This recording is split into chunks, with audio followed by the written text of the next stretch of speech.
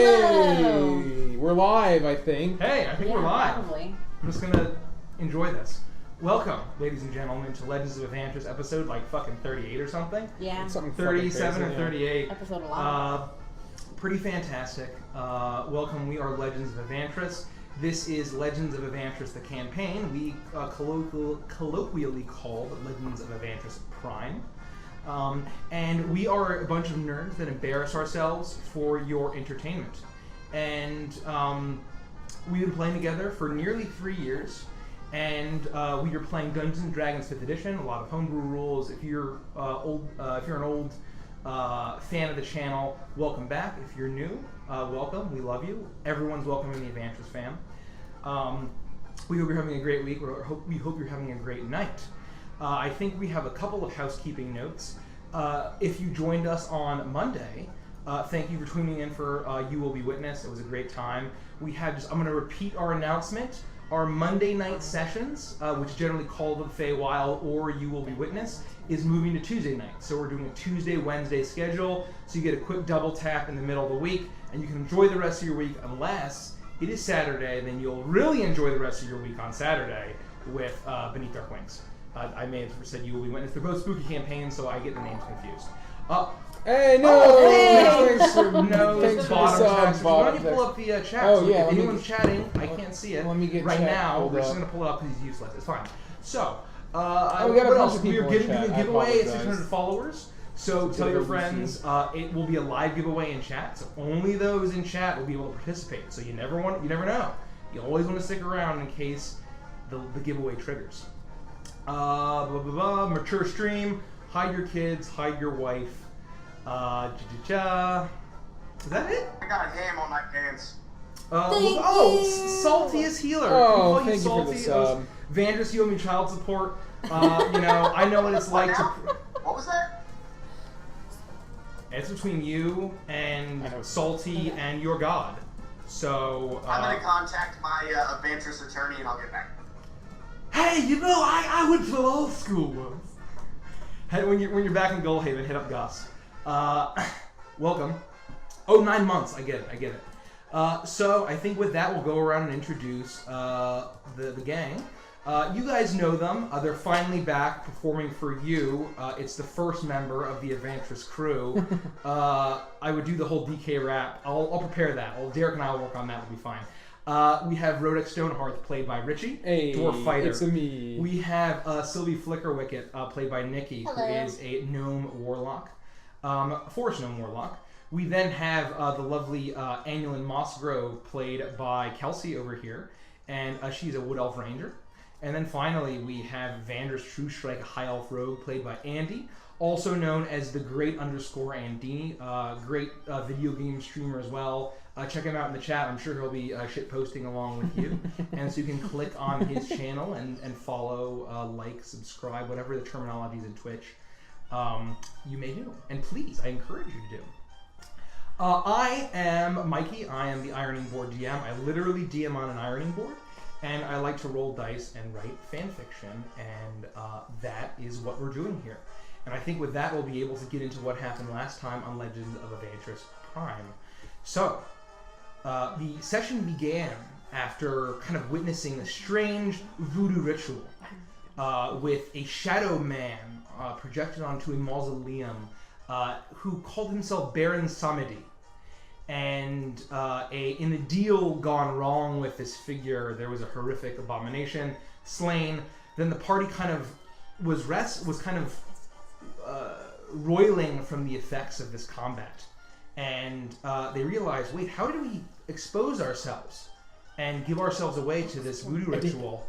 And they realized that Taiki actually shot an arrow before. They were intending to watch these figures leave. Taiki decided to shoot an arrow at this masked figure and attempted to kill him. It was very intent on killing him. And the party thought this was suspicious. They questioned her a little bit. She kind of said one thing, said another, ultimately blamed Guru, said that he was threatening to kill her. Remmy Guru, the riverboat casino owner, who was her employer. I forget who inside checked it. She was lying. And Rodek tackled her And as Vanders drew his rapier in order to really stop this escalating combat, Sylvie decided to charm Monster after realizing that she was cool to the touch on this chilly evening. And as soon as she attempted it, Taiki revealed her true colors, red eyes, fangs, and she disappeared into a red mist. She revealed herself to be a vampire, I think you can say. And... What, huh? And the party left shocked at this seeming betrayal. And as they were leaving the cemetery, it was very late at night, they were intercepted by a group of enforcers of the Bushwhackers, the organized crime gang that runs the Crawdad Quarter where the cemetery was located. And one particular, the head of this band, was a knife-juggling, knife-throwing female gnome that Sylvie recognized. The party then eventually discovered that this was Sylvie's sister, Evangeline Flickerwicket.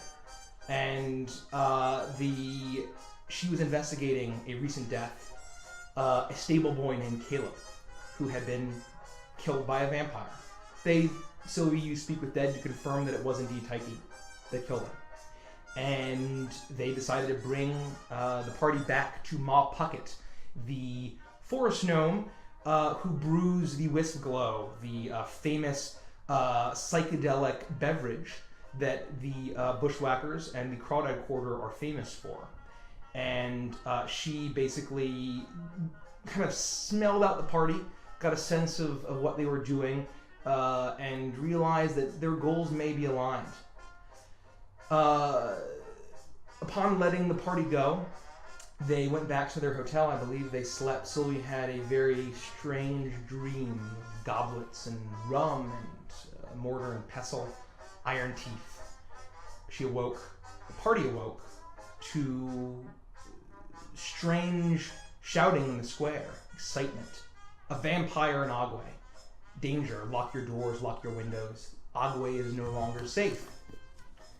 And it seemed as if this news of a vampire in Agwe that Remmy Guru had been trying so hard to keep suppressed had somehow gotten out. The party discovered that it had seemed to have generated from the Sunsteel Ward, the territory of the caravan and opposing one of the three gangs of Agwe.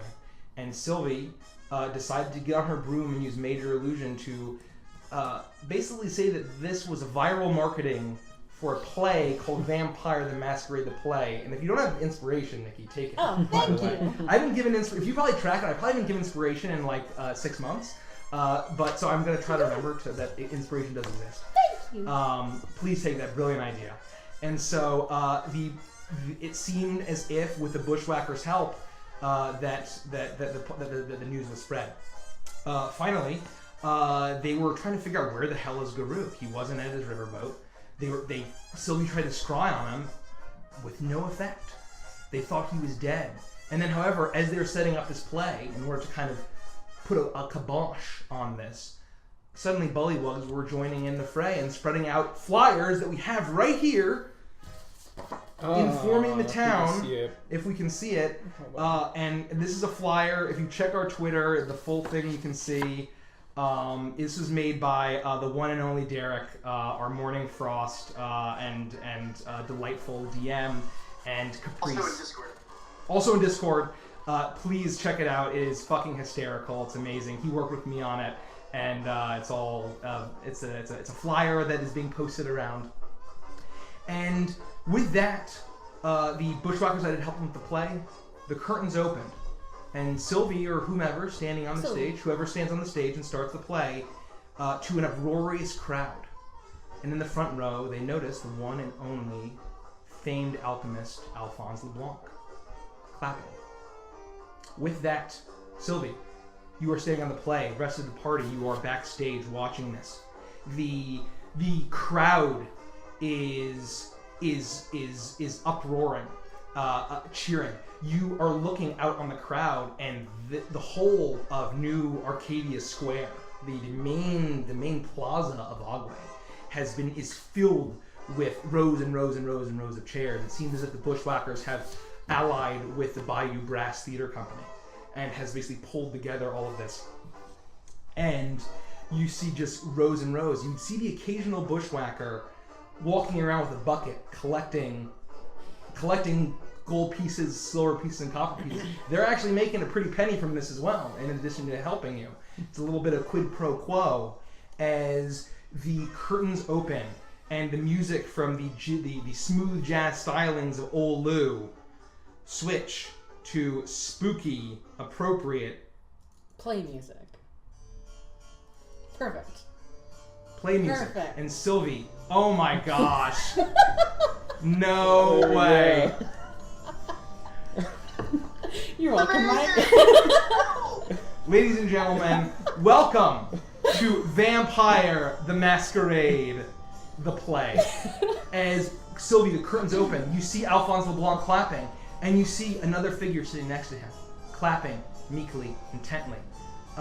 It's not Laudna, a younger human girl, the kind of brown hair almost in her eyes, large spectacles. You recognize Alphonse's shopkeeper, Mina, sitting beside him in an outfit far more elaborate than you would have thought, clapping along with the rest of the party, and then the lights shine down on you. Welcome, one and all, to Vampire the Masquerade, the play, in which Dracula is defeated. Script by Sylvie Flickerwicket.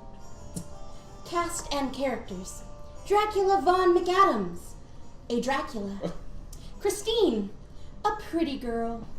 Herbert, a very handsome man in love with Christine. Wygor, an old and gross dwarf that is a servant to Dracula. Scenes: the prologue, in which Dracula loses his love and becomes Dracula. Act 1, Scene 1, in which our lovers meet. Act 2, in which we're invited to a masquerade. Act 3, in which we learn of Dracula's plan. And then a short intermission where everyone can get up and get some refreshments, not provided here though, somewhere else. Intermission ends. Act 2, Scene 1, in which we prepare for the masquerade. Act 2, Scene 2, in which we are at the masquerade. Act 3, in which Dracula meets his end. Prologue. Oh, also, Sylvie is playing the narrator, just in case anyone was... So, the cast... Oh my god, this is so difficult. Scratch that. The cast is played by Avantris as Dracula Von McAdams. Round of applause. The crowd erupts into applause along with you. Christine is played by Sylvie Flickerwicket, myself. The crowd, once again... The narrator is played by Sylvie Flickerwicket, myself. As you do this, as soon as you mention yourself, you notice a loud cheer from the front row. And you look down, and Alphonse is cheering very loudly, trying to hype the crowd up for Sylvie. I just give him a wink. He winks Herbert back. is played by Annulin. Round of applause. And Everyone clap. Wygor is played by Rodak, but give him a clap anyway. Kind of half-hearted golf clap for Rodak. Prologue. And I'm going to be using like major illusion to kind of like make some fun stuff Throughout the course of the play. A dark castle thousands of years ago. The proscenium is shrouded on both sides with china silk dust-stained cloths, stretched and streaked by age. On stage center, a well-dressed man sits weeping into his hands. On the floor, pooled in blood, is a small gnomish figure, beautiful and lifeless. The man reaches towards the sky and screams in agony.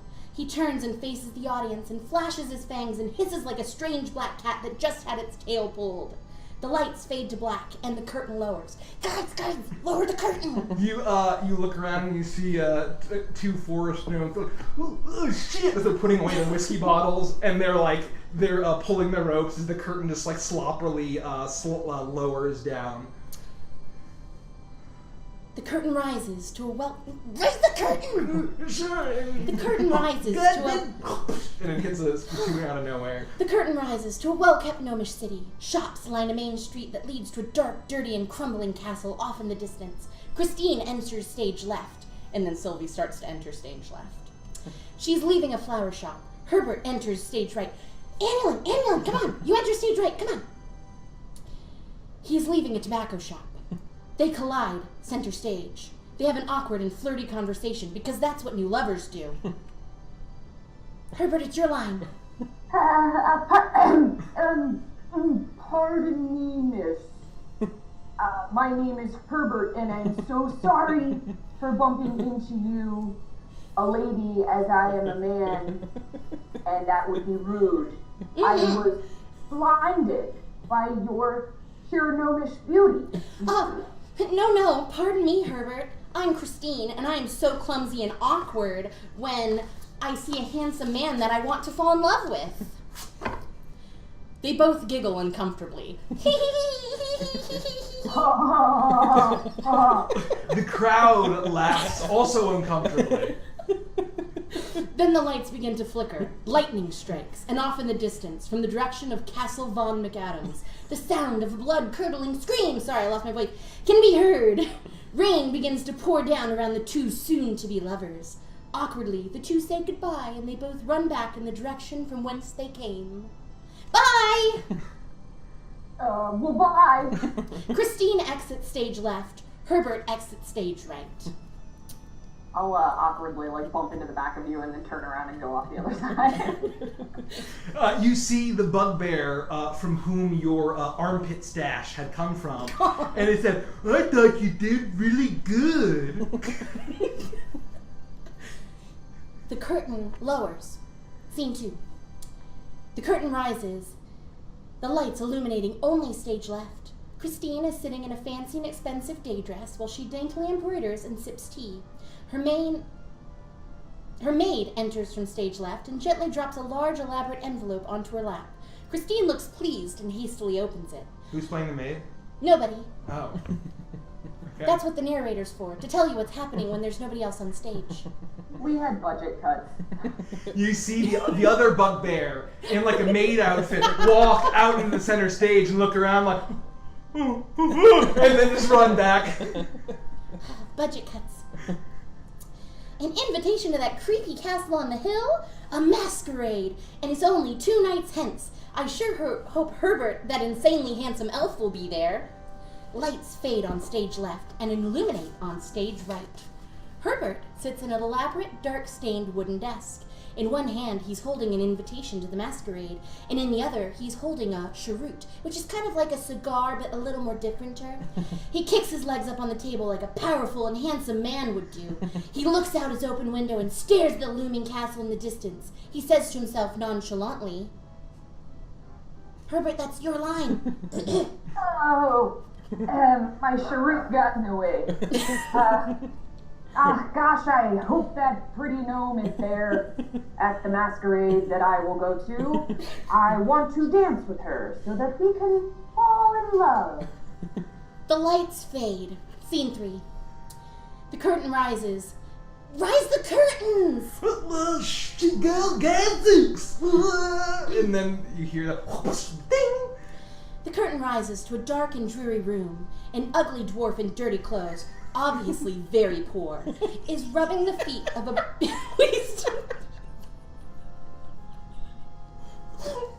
Damn it! Am I really wearing this? An ugly dwarf in dirty clothes, obviously very poor, is rubbing the feet of a beautiful man dressed in fancy clothes. The pretty man laughs dastardly and says, I am on mute. It is I, Dr. Acula von Bismarck, PhD. Dracula von McAdams. Damn it. Wygor, my plan is working perfectly. The important and rich people in town will all attend my masquerade, and then I will be able to kill Herbert and make Christine a Dracula, just like me. Dracula laughs again. Dracula, laugh. We can't hear you. We can't hear you. Silently, he laughs. Damn it. Noticing that Wygor doesn't laugh, he kicks him in the face really hard until he starts laughing. Wygor gets kicked a few times. He's such an ugly dwarf, no one would notice. He begins... Stop! I'm still rubbing Bandage's feet, really, just my eyes down on the ground. He begins to laugh with Dracula. He's a stupid dwarf, but he is still picking up what Dracula is laying down. Oh, Wygord, not so hard, and please make sure you work the heel really well. 2 days hence and Christine will be mine. There's more laughter from Dracula.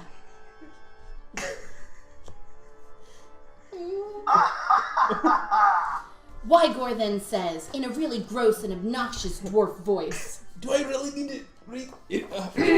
Wygor! You are so brilliant and devilish, my master. They both continue to laugh. As the lights dim and the curtain falls. Now is the intermission. Can I get everyone to make a group performance check, please? I forgot we were playing D&D and I had to go get my dice. Holy shit. I don't have my character sheet on me. I too forgot. I got a 7. Very accurate. I got a 4. 28. Annulin, what do we got here? She needs to get her dice. And I'm going to make just a general check for all of the Bushwhackers and the Bayou Brass Theater Company. Okay, that's what it is. I'm going to move over here.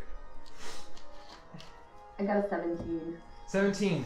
So the crowd is laughing with you as you're going about. They're cheering, they're laughing, they're gasping as they hear Dracula's dastardly plan. They're awing as they see Christine and see her love for Herbert and Herbert's awkward love for Christine.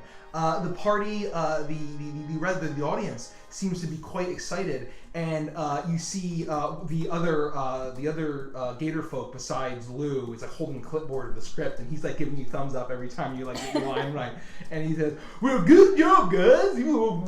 We're gonna be a grand slam," and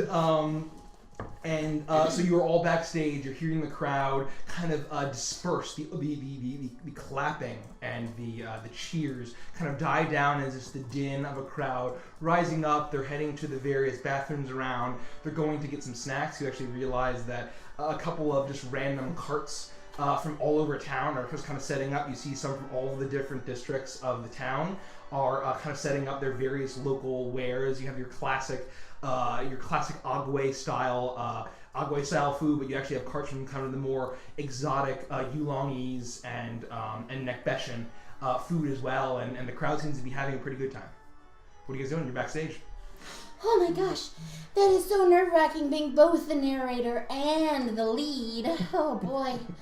You know, I gotta say, even though I've never been scared in my life, because I'm never scared, I'm a little nervous doing this play. Avantris, you're doing so well. You encapsulate Dracula von Adams like nobody ever could. It's like what I wrote just leaps off the page when you're there. You are truly a very talented author. Well, thank you so much. Did you see how many people watched me rub Vandris's feet? You're so welcome, Avantris. Oh, this is I really terrible. appreciate it. You're playing This Wygor. mustache smells terrible. Yeah, but you're kind of handsome in a strange bugbear armpit hair mustached way. It looks realistic, at least. Yeah. I'm realistically going to throw up. Okay, well, yeah. Just can you find an opportune time in the script to do it so that we don't ruin someone's scene?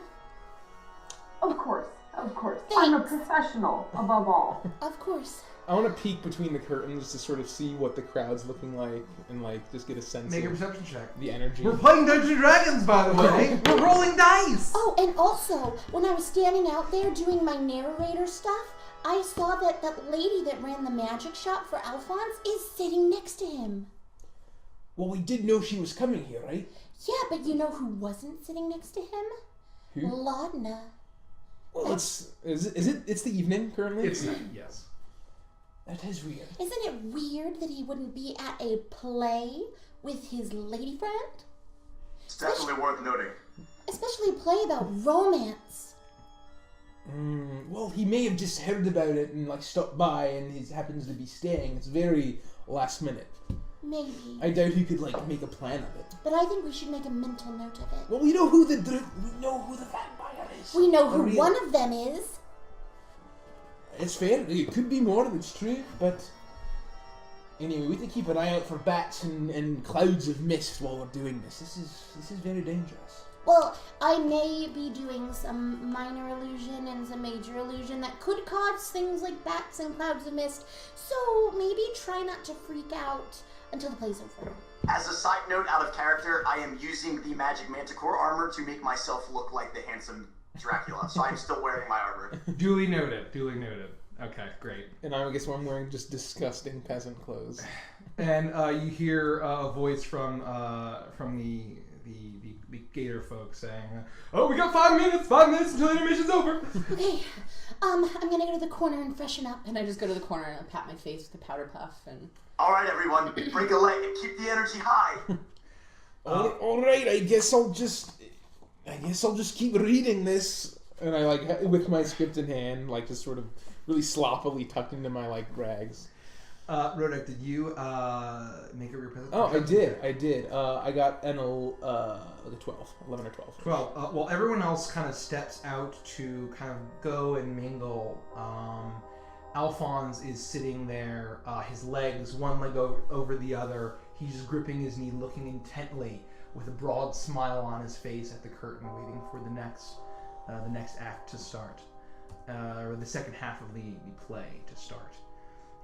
And Mina's kind of sitting down, occasionally whispering into his ear, and he kind of will then say something to her, and then she kind of giggles a little bit, and then that's what you see. Alright, well, Alphonse is still out there. He hasn't left yet, so we're probably not terrible.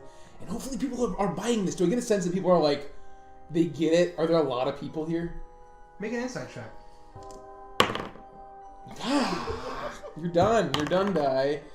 Terrible. 6. 6. It's hard for you to... Oh, welcome, Salty Dragons. Thank you to for the follow. Welcome to Vampire the Masquerade, the play in 5th edition Dungeons & Dragons.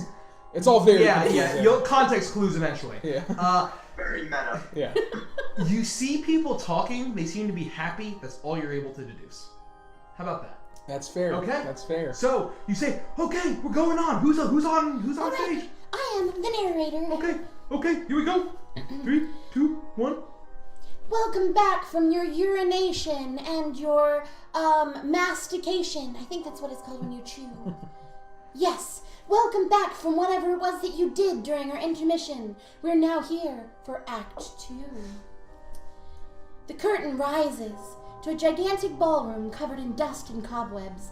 An ugly and old dwarf working to clean up the mess in this room as Dracula saunters in from stage left. Dracula dashingly orders around the ugly dwarf. That's Wygor. Wygor cleans more furiously. The lights begin to fade. The lights rise on stage right. You see a forest gnome with the strange contraptions of fireflies in it and reflectors oh shit, and he's almost blackout drunk, attempting to work lights. It kind of casts over the entire thing, and then it eventually locks on where it's supposed to. No, that is right. The lights do begin to fade. Sorry, guys. And then you hear him kind of rotate something, and then a flap slides down. The lights rise on stage right. A dimly lit shop begins to appear, also on stage right. It's a quaint wooden building that appears to be a tailor shop. Herbert stands in the middle of the shop and appears to be being fitted for a fancy new tuxedo.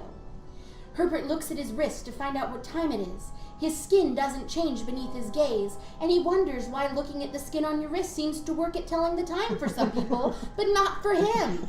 He shrugs and says, Oh, thank you for the tuxedo man that works in this tailoring shop. This shop. This suit has much room for my man part, because I am indeed Herbert the man. I'm off to dance and fall in love with a pretty nose. With a wink and a handsome smile, Herbert puts a mask on his face. It is a bat mask. Herbert exits stage right. The lights dim and the curtains drop. The lights illuminate the stage and the curtains rise.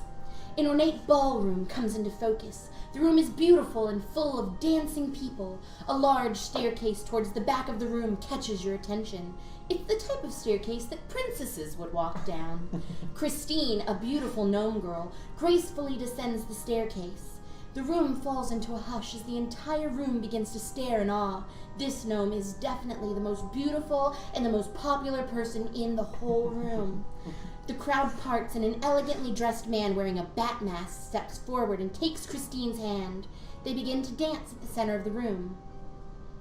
I'm so glad you're here. I'm so glad that you're here. Your voice sounds different. Do you have a cold? A cold consumption, what's the difference? Thousands of years apart will easily fade your memory from my voice. Dracula chuckles as the joke he has made about his previous love, the dead gnome he was holding in the prologue.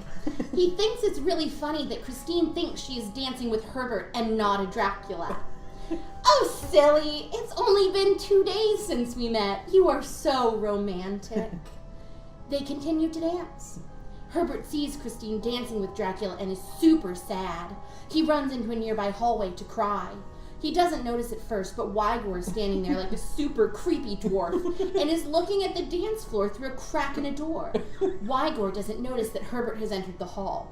Wygor says, Dracula's plans is working. He is wearing the same mask as Herbert and is tricking the pretty gnome. He will then kill Herbert and keep the pretty gnome forever as a Dracula. She looks exactly like his lost lover that dies so long ago. Ronak, you see on the corner, you see the gator man with the clipboard going like... Herbert gasps. The crowd gasps with you. And rushes back into the ballroom. The lights dim and the curtains lower. As the lights and curtains rise, back up. It's widely lower, so you can rise again. Herbert and Christine are talking in a hushed tone in a creepy and dirty hallway. I am sorry, beautiful Christine, for bringing you to this strangely creepy and dirty hallway. But, alas, he is planning to kill you. Your voice changed again. No, that wasn't me. You're so funny and charming, Herbert. Well, I mean, we have to leave. We have to go now. Dracula enters stage left. Wygor is there too, but I doubt the audience even cares that he is. I'm like, My beautiful Christine, I will now kill your love and make you a Dracula like me, so that we can live together forever. Dracula laughs menacingly. No, I won't let you hurt him. I love him. Oh, well, I mean, we just met. I mean, a little fast. Why don't we, do a lunch date? How could you say that? I thought we had something special. Yeah? Oh, I deleted that line. I don't know what it said. I think so. No, hold on, Annulin. And I like sneak up behind Annulin. Line? I think I need more time, at least another day. We need more ties. Another day? Okay, Dracula von McAdams, you cannot kill Herbert because he doesn't love me yet. I don't care. Die, Herbert. A little rude. Dracula lunges at Herbert and sinks his teeth into his neck. Herbert is dead. It's really easy to see. As Herbert falls to the ground, still dead, Christine screams and cries, "Ah! Herbert! I hate you, Dracula. I was almost in love." He's a little gristly and not as good as I thought he'd taste. Christine reaches up as if she's going to slap Dracula across the face, but instead, she rips out Wygor's throat with her bare hands. Wygor makes a grasping sound from his misshapen dwarven mouth and says, Wait, you actually wrote this? No, hold on. You took what I loved, and now I have taken the person you loved most. Dracula laughs. He was a servant. I didn't care about him at all. Now I will make you mine, a nighttime Dracula. Dracula descends on Christine. He begins to suckle at her neck, drawing her blood into his mouth, ready to turn her into a Dracula. But all of a sudden, he begins to choke, and in an instant is dead and poofs into dust. Dangerous, do dead things.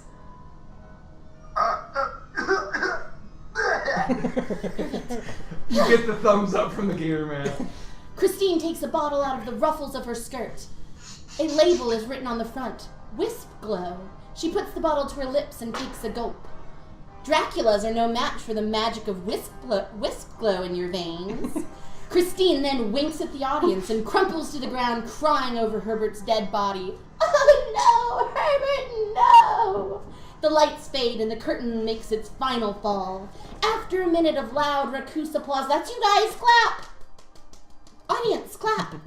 The audience erupts into cheers. You hear clapping echoing through the new Arcadia Square. The audience is loving you. The crowd steps forward and takes a bow. That's us, guys. Let's go. Oh, the cast, not crowd. Let's go, let's go.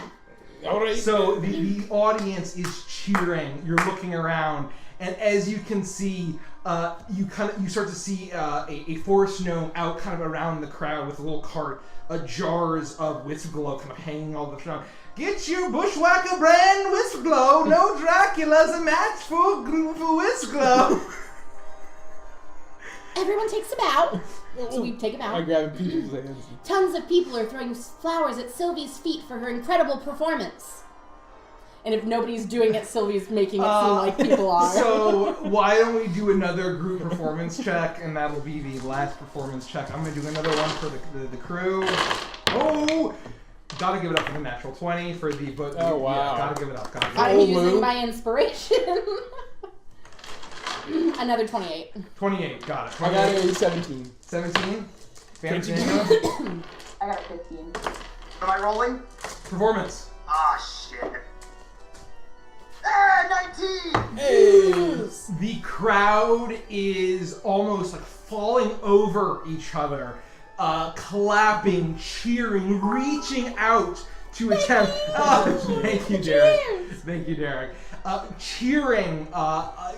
You see people crying, laughing, exhibiting every kind of emotion. Their heart swells. They give you a standing ovation, led, of course, by the one and only Alphonse LeBlanc, the first one to stand up, standing there looking at you with a big, beaming grin on his face as he's clapping. Thank you. Sylvie holds the script out in front of her again, continuing her narration. Yeah, tons of people are throwing flowers at Sylvie's feet for incredible performance. Many flowers are being thrown.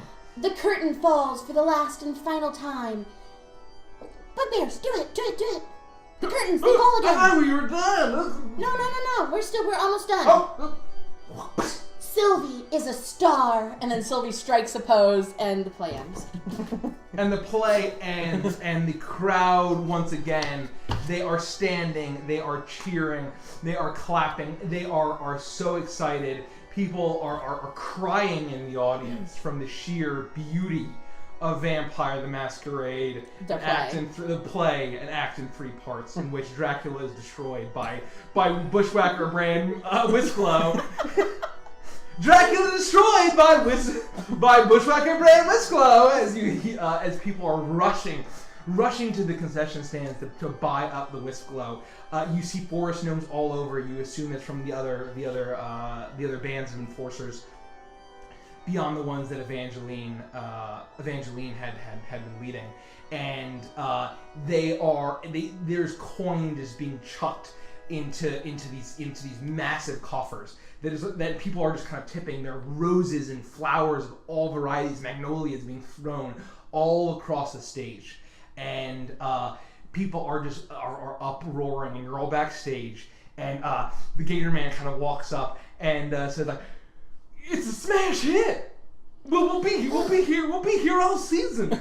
Oh, that's wonderful. Well, Sylvia, gotta give it up. And actually, Nikki wrote the script, so gotta give it up. I want everyone to take inspiration, please. Everyone, thanks, including Nikki, please take inspiration again. Fake Gamer Gil, thank you. Oh, thank you, Gil. And it is you hear just the cheering. It doesn't stop, and then kind of once it starts to die down a little bit, the cheering, you still kind of hear the uproarious, this conversation. People are talking about the twists, the turns, the drama, the romance, the action, the sadness, the excitement, the humor, and some people, they're debating about which character is the best. Some prefer Christina, others prefer Dracula von McAdams. One person likes Wygor, but not that much. Oh man! Now hold on. Yeah, hold on. And finally, thank you. Her1can3 underscore. Thank you so much. Thank you. Thank you. As the crowd is kind of expressed, they're very excited, and you kind of hear. Can we just do a group perception check, please? Uh-oh. Now the shit starts. 15. Perception, you said. 16. 16? 11. 11. So you start to hear like, wow, I guess that vampire news really was just viral marketing after all. There's really nothing to be worried about. There is no vampire. I knew they were fake. Wow. It seems to have been. We did it, guys! Can we 80s montage? I'll jump in the air. And like full train. You do that. I will just say that you do that. And you all. I stopped the guy who we overheard say that. I say, your name wouldn't happen to be Deus Ex Machina, would it? No, my name is Dungeness Masterio. And I'm a railroad conductor.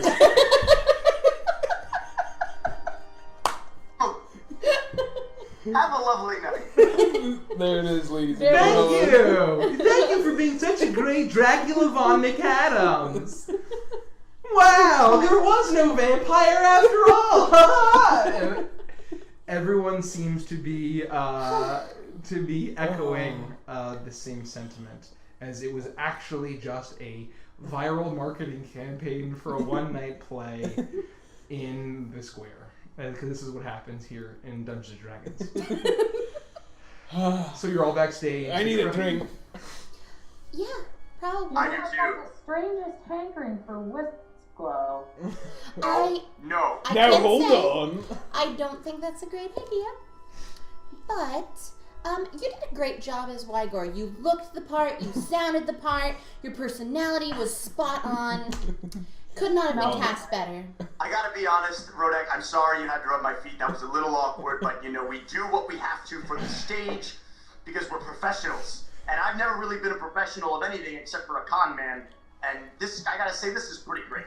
And the Gator Man with the clipboard walks in and says, "Wow, thanks for that scene. Thanks for that scene where you worked in the foot rubbing. If you guys forgot, my name is Tear and Tino. So I appreciate it. Thanks. You guys did great with the smash hit." And he runs off. Too meta. We are spiraling off into like meta-ness that It's meta meta. level that shouldn't be possible. Yeah, well, I'm not sure what that was, but that was probably my favorite part.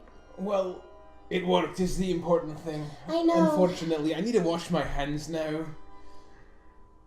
So now what do we do? Because we have diffused the vampire threat, For but now. we don't know where Guru is. So we need to figure out. mission to find him. Yeah. Most important. We've got to figure out what's going on with that meeting. You guys are still backstage, right? Yeah. Now, remember that he has that meeting tonight at 11 p.m. What time is it now, ish? How long was that play, Sylvie? I 2 hours. Yeah. It's 8 o'clock. It's 8 o'clock about ish. Maybe 8:30. We'll say a nice solid 8:30 as Sounds the good. crowd's dispersing. As much as I hate to say it, I don't think it would be a bad idea for us to get cleaned up. Maybe go grab a drink and try to relax for the night and wait to see what happens after this meeting. I mean, we've already been warned not to go. We Yeah. can't show our faces at the meeting. Yeah, So and maybe we try to enjoy ourselves and relax. to be quite honest, exactly everything that Andrew said. Yeah. Or we can get a drink at the Catfish and just be around in case they're all like, oh no, where's Guru? We'll happen to be there getting a drink. Sure. So then let's Good. get cleaned up and then we'll make our way over to the Catfish. Yeah. And maybe people will buy us lots of drinks because we were stars. If not, drinks are on me. Oh, Dracula. And I'll buy you a drink as well. Oh, well, thank you, Igor. Come on, Herbert, let's go get dressed. My love. You also. So we're not on the stage anymore. You can drop character. It's it's hard to get out of it once you start. You could also take off the mustache too. It stinks. I tried and I think the glue's stuck. Well, let's get back, please. So I guess we all depart and we head back to our rooms to get. You start Okay. heading back. Oh, to that's your right. room. That's right. You leave backstage, and as the kind of scene returns, the crowd starts to disperse. The first person that you see as soon as you leave backstage is Alphonse. In his greatest fineries, he's in a elaborate kind of evening wear, ruffled sleeves, a what do you call that? A croft, like the Cravat. Cravat. He's wearing a cravat, a dinner coat, and he, as soon as he sees you, and he says, "I declare that was the most dramatic retelling I ever did see. Who wrote such a delightful script?" Oh, I did. I'm very talented. Sylvie, I knew that you were talented, but I have to say, I am blown away. May I? And he extends a hand to you. What, do you want to cut my hand off and keep it for your own? I thought I would do what a true gentleman does and kiss the delightful hand of the one who wrote such a dramatic masterpiece. Yeah, that's perfectly fine. Just be aware that, similar to Herbert, you can't tell the time on my wrist, and I hand him my hand. I understand, and I don't get the reference. And he leans down and he kisses your... Is he wearing gloves? He is. He's wearing white gloves. He leans down and he kisses your lips. And No, he doesn't. Oh, My hand, your not hand. my lips. Your lips. With his lips, he kisses your hand. Apologies. He Like kisses. you! Yeah, he kisses your Not a hand. Dracula! And as he kind of leans down, you see that same familiar necklace that he had, that you hadn't really seen since the night of the masquerade, of that red stone on like the silver necklace that he keeps around his neck. That's right. And it kind of hangs down out of his person as he stands back up and he says, "Absolutely enchanting. And now I admit I don't have a standard bouquet. I thought I must provide something with a little bit of Le Blanc fare for the performers." And he extends a rolled paper with roses kind of peeking up, and he extends it to you. And it's actually 4 vials in this paper, each with a rose inside. It's entirely inside the vial. Yes. Each with an elaborate cork with the same kind of wax seal that you're familiar with Alphonse using in his letters and the like. Oh, wow. I really love when, flowers to put into glass vials as decoration. Well, I thought I would put a personal touch on the gift for the brilliant performers.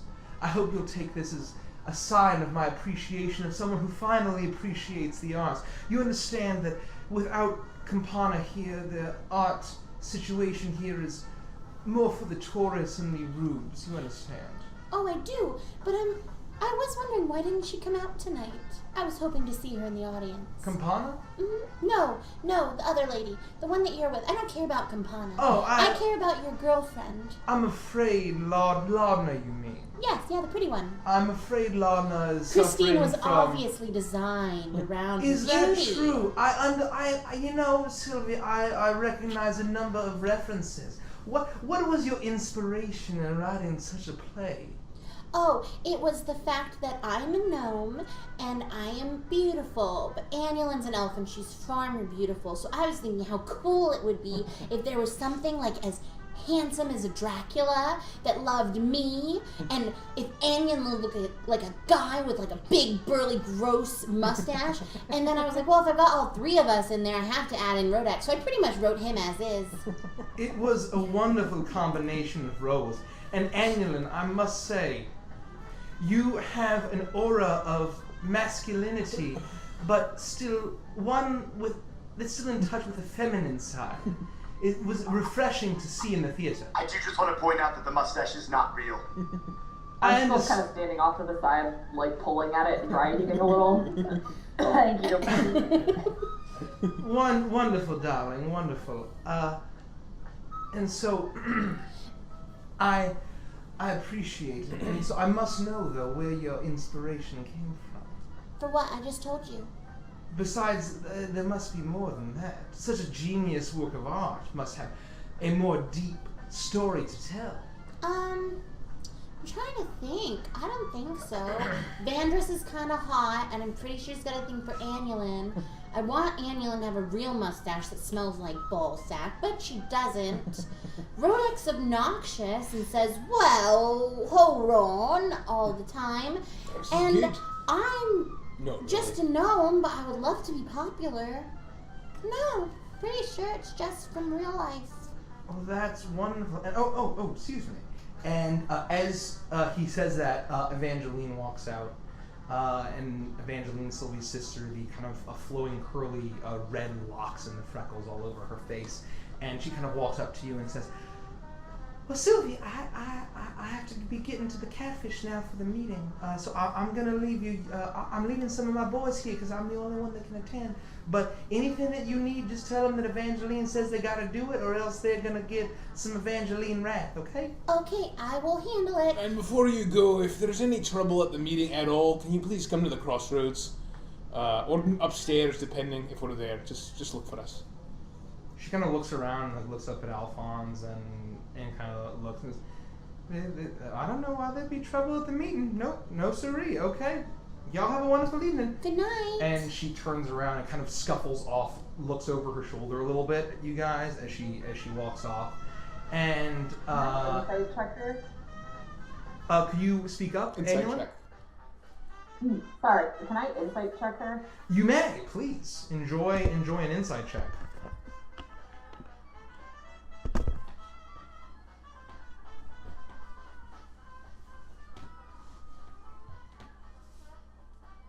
Keep hitting the wrong button. It's a 25. Hey. She seems petrified.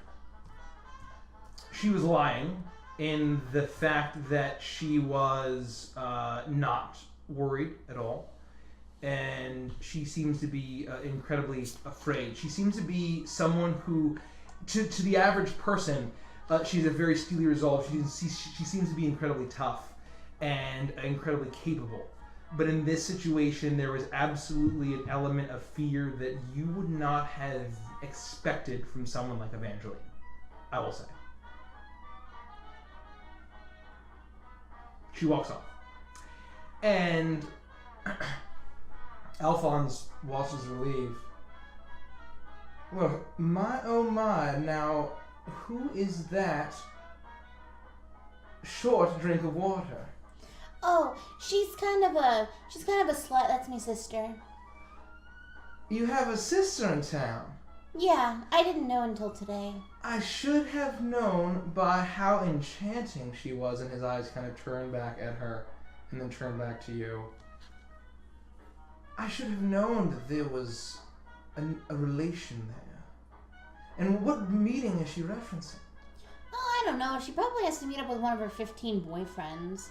I'm assuming Rodek knows more about it because he mentioned wanting information. I think he's trying to get in her pants. No, I would never. No.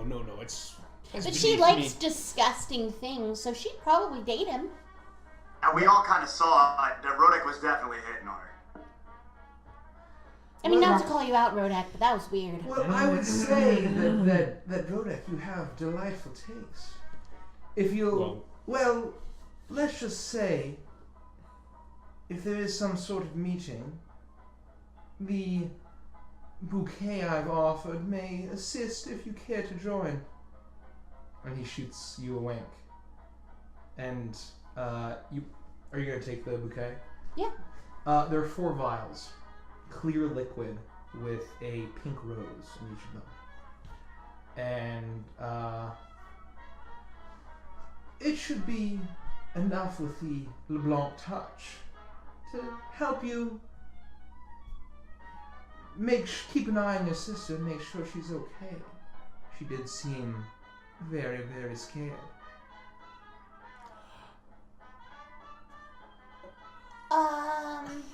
Yeah, Well, this has been great. Yeah. Sylvie, I don't know if you have anything left to say to Mr. LeBlanc. Mr. LeBlanc can anything left to say to us, but we are very tired.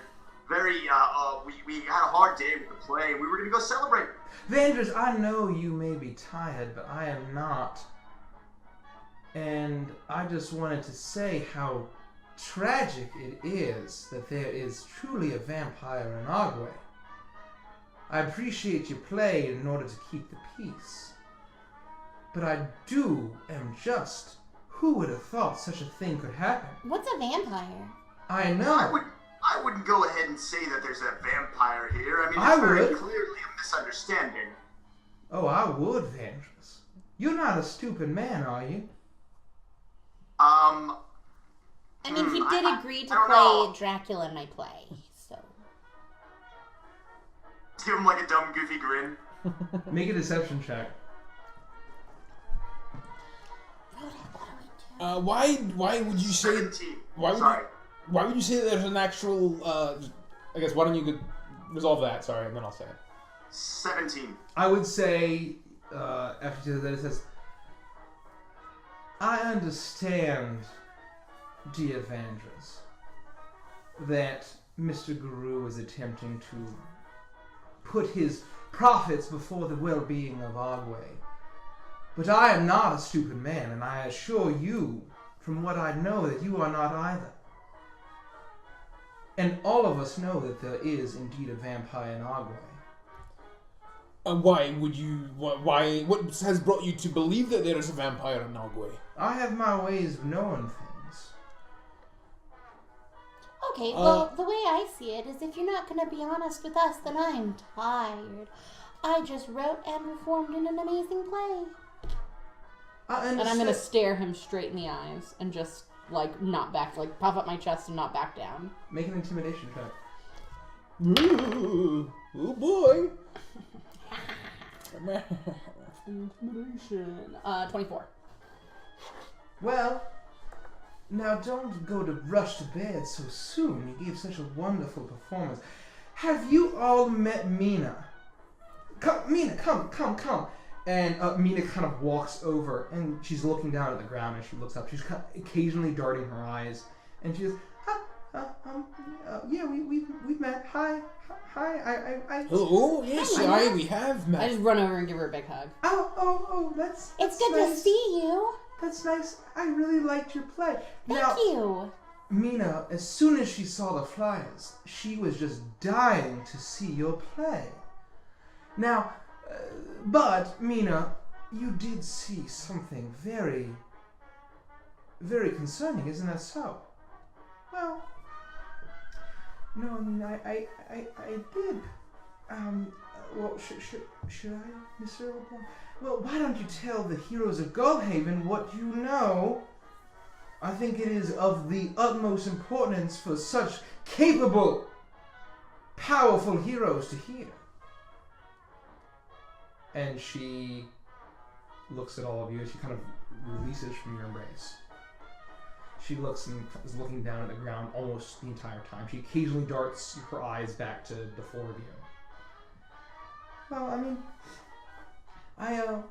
I saw something. I was out at night. I was trying to buy something nice for Mr. LeBlanc, and I saw something. I saw a lady who looked very suspicious. In the Sunsteel ward, and I think, I don't know. Mr. LeBlanc says it might be connected, and I should tell Heroes, and that's what I'm doing. What did she look like?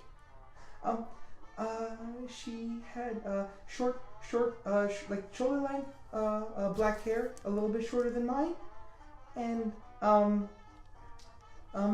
she was. I wish I looked like that.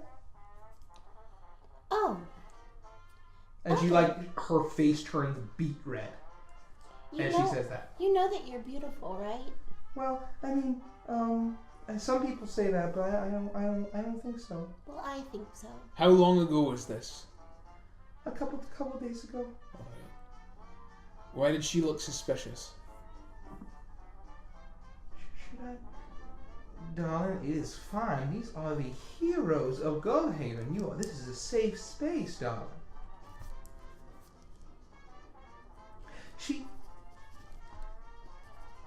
There was something red on her face, and she had a young man with her, and he didn't look right. He had pink eyes, and it didn't look good. She had red things on her face. Mm-hmm. Mm-hmm. Like tattoos, markings? No, out of her I mouth. think it's blood. Was this young man that was with her, was he walking with her on his own 2 feet? He had pink eyes. I couldn't see anything. He just followed her, didn't say a thing. It was very weird. Didn't appear to be dead. I mean, he was walking of his own accord. He was walking on 2 feet, yeah. Well, Alphonse, it's clear that you know what's going on. The young lady, the person you did see, was indeed a vampire. Well, keep it down, Rodak. I say that not ridiculously loud, but enough. Well, who would have thought it'd be Mr. Stonehearth to be so forthcoming with me? And now you know what I know, and I know what you know. Well, you know what we knew. Or you knew that we knew. I'm not a stupid man. Do you all think I'm a stupid man? No. I didn't think so. No. So what would you like? What's in these vials then? I'm just saying. These vials are. He pulls. May I? This is a gift for you, but. Sure. Pulls out a vial. A pink rose is suspended in a clear liquid, from what you can see, with the same kind of wax sealed cork. You uncork it. Down it. You might be invisible and make no sound for about an hour. Should you care to use it however you would. All I'm saying is, and he puts it back down, strange things are happening in Ogway, friends. And I don't know if I trust what's going on, and there are some very, very, very spooky occurrences.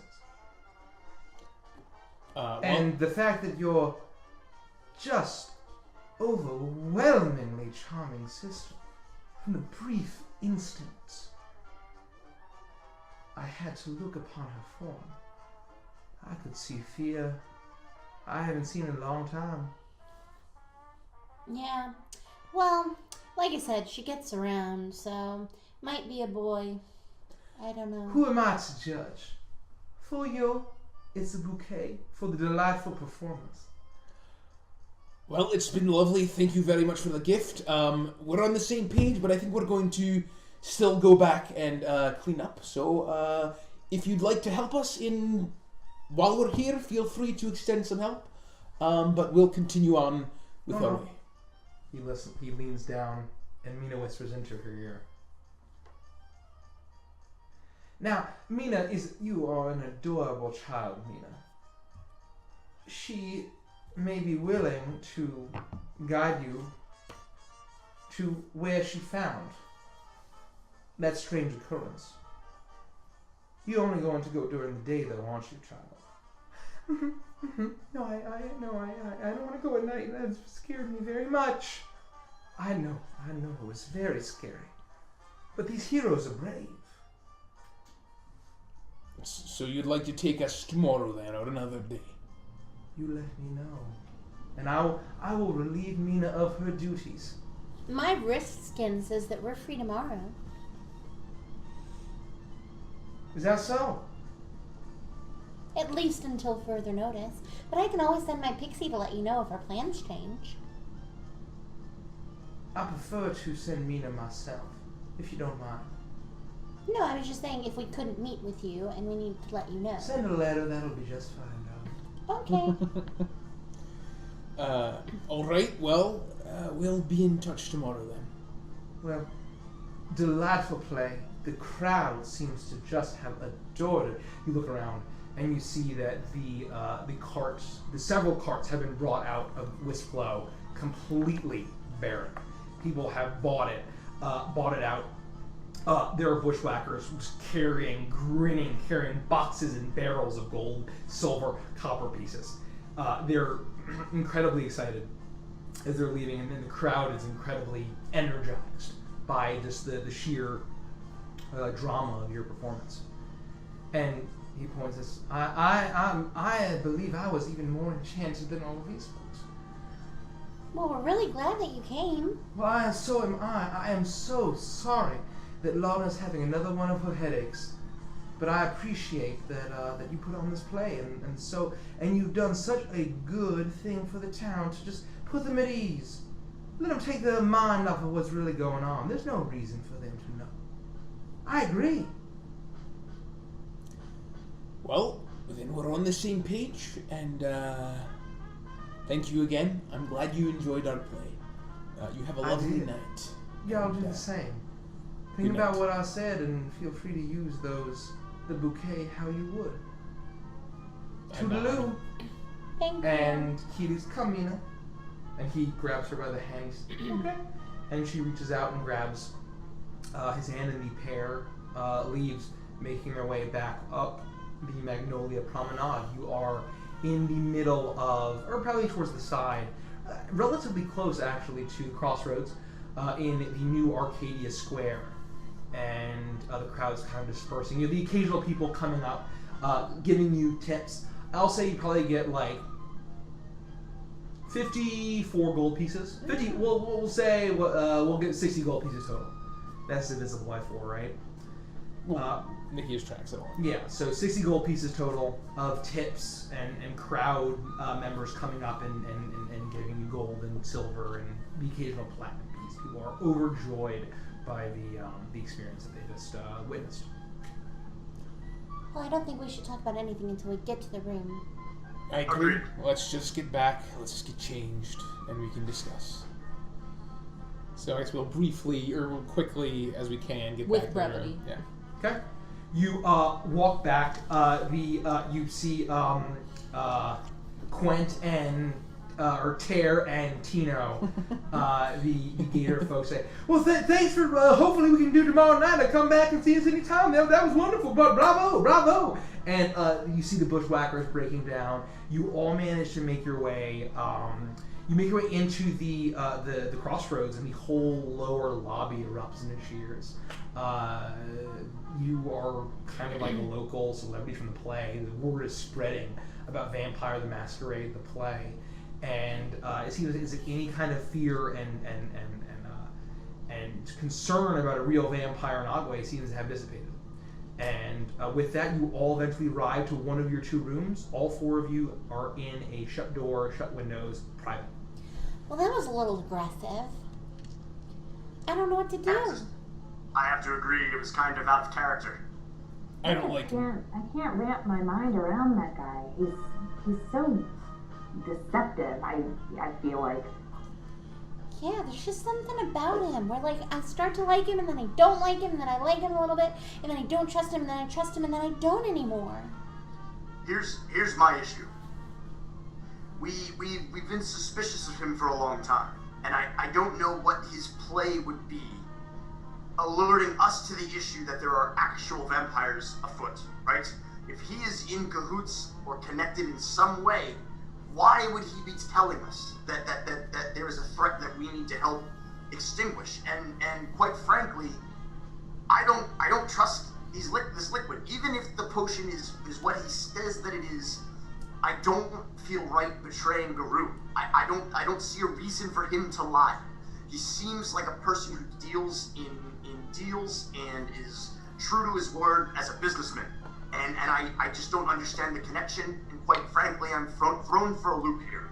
Yeah, I'm with Avantris on this. My concern is that it may do what it says, but what if it also gives him the ability to watch through our eyes or something, so he gets a front row ticket to the meeting, and that's what he wants. On top of why he would mention that there's a Dracula, I think that that's fairly simple. If he knows that we know, then he's not doing us anything additionally by telling us that he knows, aside from potentially gaining our trust by sending us to this place with Mina, where he could put potato sacks over our heads, carry us off to a dungeon, and let Laudna suck our blood. I just think that if I were a vampire, I would want to distance myself from the whole fiasco as much as possible. I wouldn't ever bring it up. Now, he's obviously maybe just a bold person, and I agree with you with this potion. I think that he may be able to scry on us or something, and I worry about your sister, Sylvie. I do. I don't know why she seemed concerned, and I'm worried, but I don't think that we can cross Guru. I don't feel like we have to pick a side here. Yeah. I just don't know what to do. I feel like we need to do what we promised we were going to do. And we promised Guru that we were going to keep the vampire thing under wraps, and we did that tonight. And then we promised Ma Puckett that we wouldn't be there. That, we're not allowed to be there. I think showing up puts our butts in a whole mess of hot water. But these are crime families. Like, these are not good people. They may have their interests at heart, but Ma Puckett seemed nice. She seemed nice, but she's throwing dead people to her gators. I mean, do you not care about your sister? Not really. So here's the thing. I guess we'd have to weigh the gravity of betraying one of these two people, right? I don't feel comfortable betraying Guru, and I'm not necessarily all about helping or working for Alphonse. We could be a triple agent, as it were, and not work for anybody, but work for everybody. Is that what they call it? Well, I just called it that because there's Ma Puckett, there's Guru, and there's LeBlanc, and that's 3. Triple is 3. Well, to be fair, Guru said that Guru never said that we shouldn't be at that meeting. It was only Ma Puckett, right? Well, yeah, but Ma Puckett helped us put on that entire Vampire the Masquerade the play. She did, and she owes us one. And if we're going there purely to keep an eye on your family, to make sure nothing happens. But I'm not. You know what they say? What Ma Puckett don't know won't hurt her. Can you please take that mustache off, or I'm going to take it off for you. All right. Rip it off and toss it. Can you make a dexterity check, please? Oh, shit. My mustache toss? Yeah. No, for ripping it off. Oh.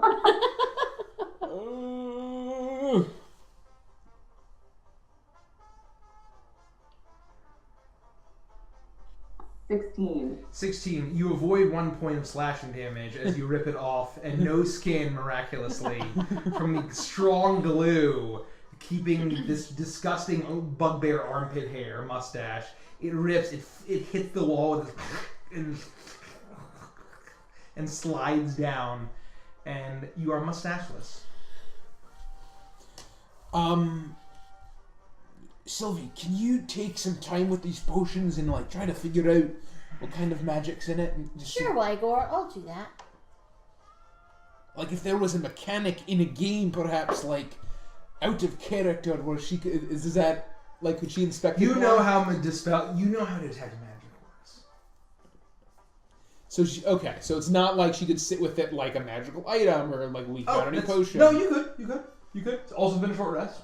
Examining it. Okay, yeah, I'll spend a short rest because I want to. There are 4 potions of invisibility. They last 1 hour. But they seem to be a little bit upgraded in that not only are you invisible, you enjoy the benefits of emitting no sound to your efforts, which is normally not enjoyed by the invisibility spell. Yep. So it's kind of like a. But it doesn't seem like there's anything additional to it that I can tell. You get the sense that there is illusion magic. I'll just say with your short rest, you don't need to use a charge. You get the sense that there is strictly illusion magic in these files. To be fair, if this is legitimate and it is what you have deduced it to be, Sylvie, I'm also not exactly keen on blowing it on a meeting like this. This is something that someone like me could get a lot of use out of. That's true.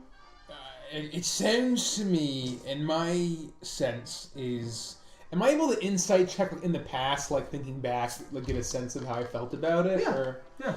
can I just get a sense of his honesty in like him having information about something bad happening at the meeting? Like he had knowledge of the meeting and he had a bit something bad happening at it? Yeah. Roll for it. 14. You get the Hold sense. on. Don't want to use my inspiration. No. Nah, 14's fine. You get the sense that he was genuine in his sense of having a bad feeling about the meeting. I would say that would be impactful with the 14. I think this is fair to say. That combined with what you perceived from Evangeline and what you perceived from Ma Puckett, and how she talked about it, how Evangeline talked about it, how Alphonse talked about it, that it was a genuine concern. So here's the thing, we can risk it, not go. Something terrible could happen. And your sister, who knows what could happen? You know, Guru might blame the bushwhackers for leaking the whole thing and kill them all. We don't know. It's entirely For leaking the whole thing? For leaking. Do you think they licked the entire stage? For letting the word get out that there was a vampire. Oh. But I thought that was a Sunsteel word. I'm also just concerned with the amount of knowledge that LeBlanc seems to have. If he knew that there was a meeting going on, and he seems to be genuinely concerned that something is going to happen, I don't understand how he is connected to all of this. And maybe it's obvious, and it's so obvious that I don't see it. But it seems like he's one step ahead of us always, or multiple steps ahead of us, and I can't figure out how. So, I've been doing a little bit of thinking over the past 34 seconds.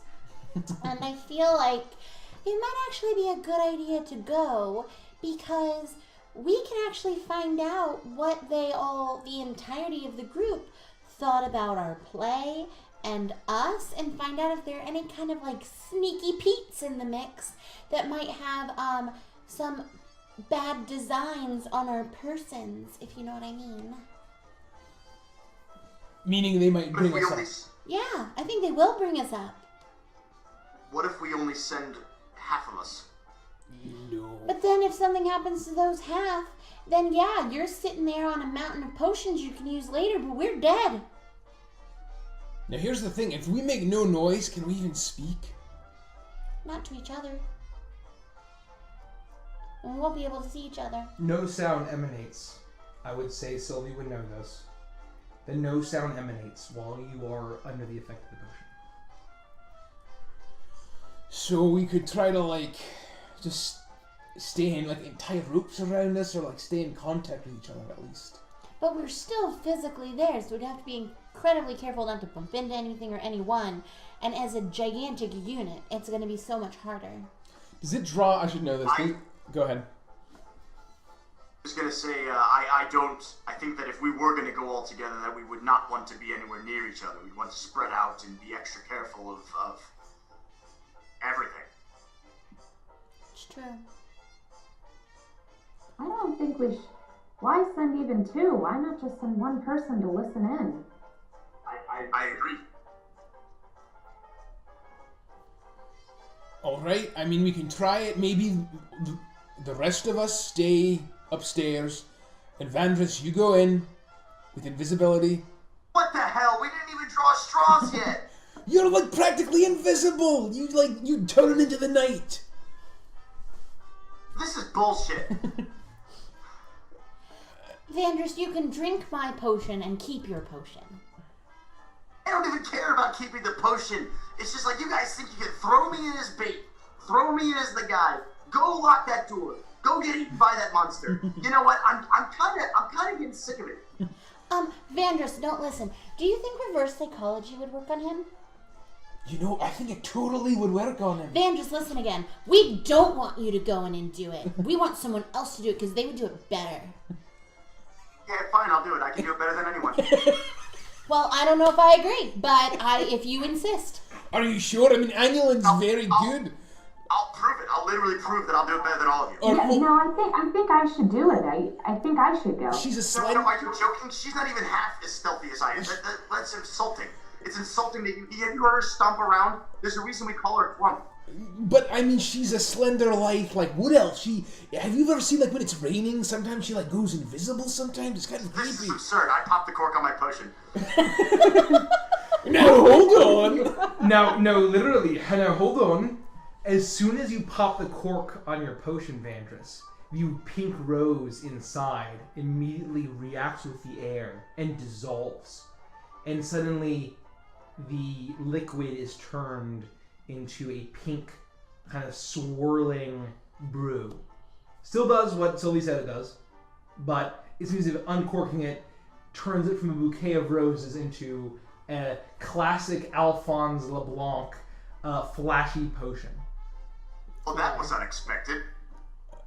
Well, let's put the cork back in. Why don't we go together? We should all have a potion on us in case. You should. Let's all take a potion. Avantris, keep your hood up, or they're going to know who you are. Just come with us. Once we're there, let's stake it out. And then if we see everyone come in, let's try to stay out of sight, but in view, if we can, like, watch, if we happen to see Ma Puckett and all the others come in, then we'll at least know that the meeting started, and then at that point, we'll send you in.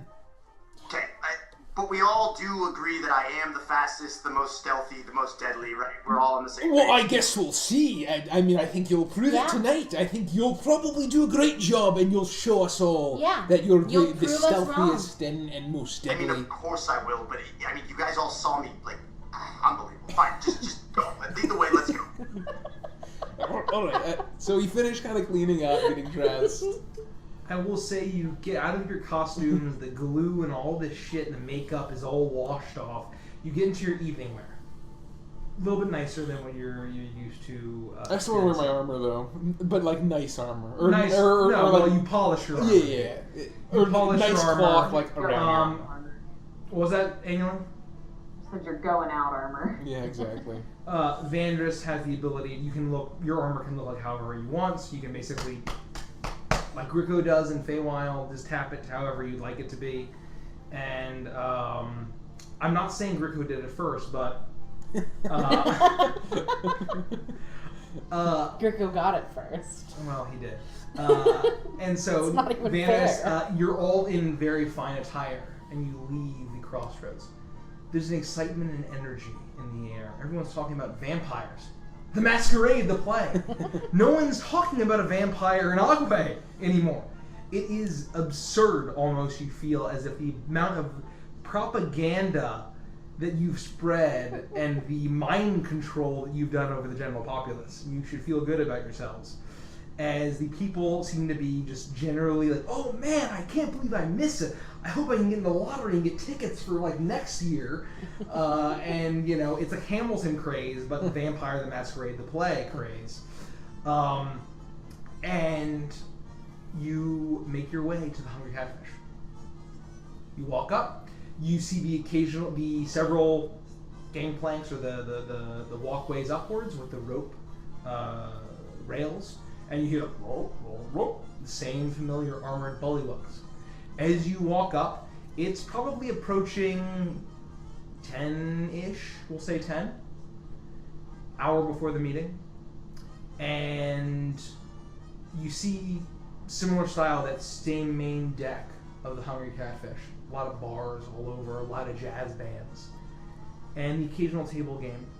However, you had remember seeing doors kind of on the deck of the Catfish leading down with signs that it said the Wheel of Death. Wheel of Death, Wheel of Death, down, lower deck. Wheel of Death, lower deck, closed off, completely surrounded by bullywugs, fully armed, in weaponry, guarding it. And you see a sign at each entrance at the bow and the stern that says Wheel of Death closed. How tall are the bullywugs? They're about average humanoid height, so anywhere from 5'5" to 6 foot. Okay, that goes plan A. I turn to the rest of the gang and I say, okay, well, we're outside, right? You're all outside. We'll say you're on the first deck of the Hungry Catfish. Okay. Alright, gang. If I had to guess, this meeting is probably taking place where the Wheel of Death normally is. I would agree My with original plan was to get a running start and jump over the bullywugs to get past them. But I forgot that they're not half my size. I don't know how I could have forgotten a detail like that. I apologize. So if anyone else has any better ideas, I'm open to suggestion. I can cast Fly on you, and then you can fly over them. I don't hate that plan. I'm semi-used to flying. Am I able to dispel the fly at my choosing? Yeah, if we're playing a game, you might need to take an action or so. No, I would have to do that. You would. I'll keep aloof. No, I won't do that, because sometimes she talks to herself.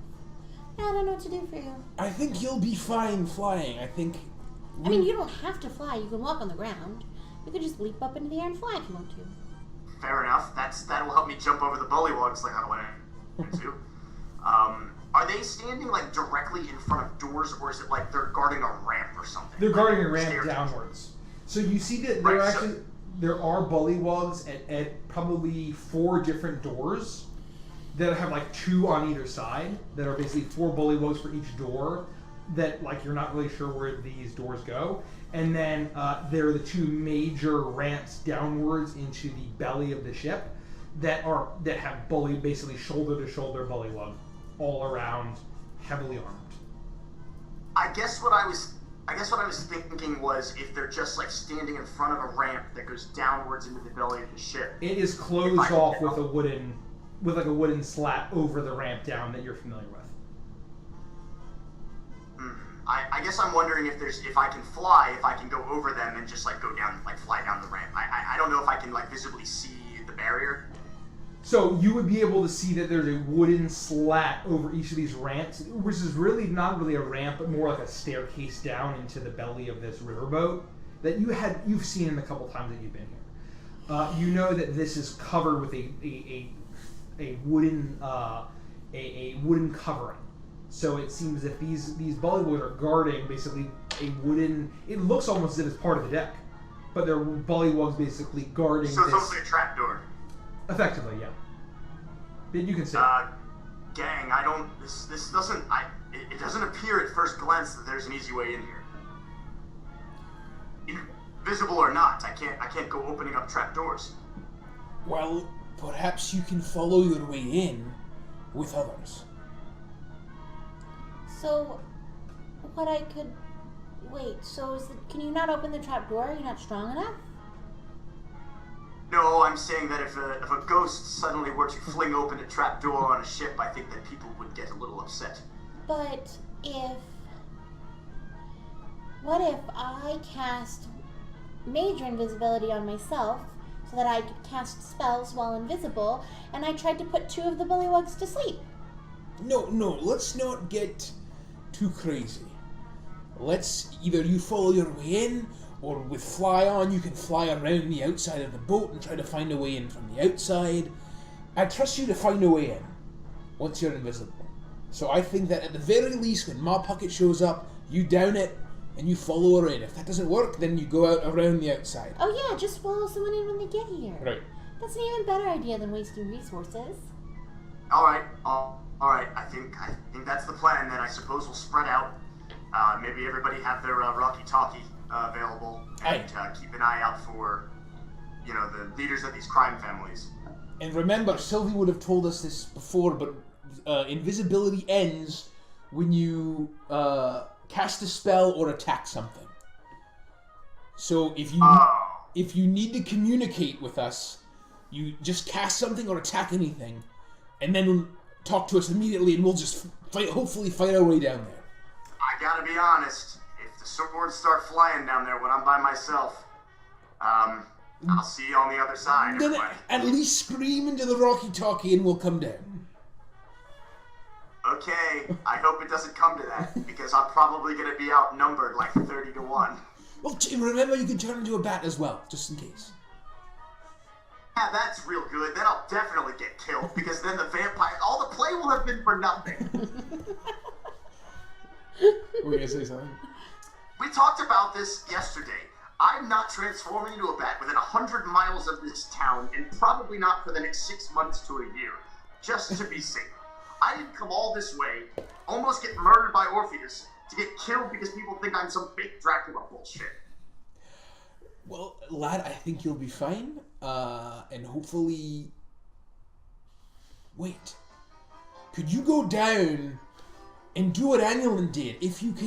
If they start talking, just hold your walkie-talkie, and hopefully it can gather the sound in the room, and we can all listen.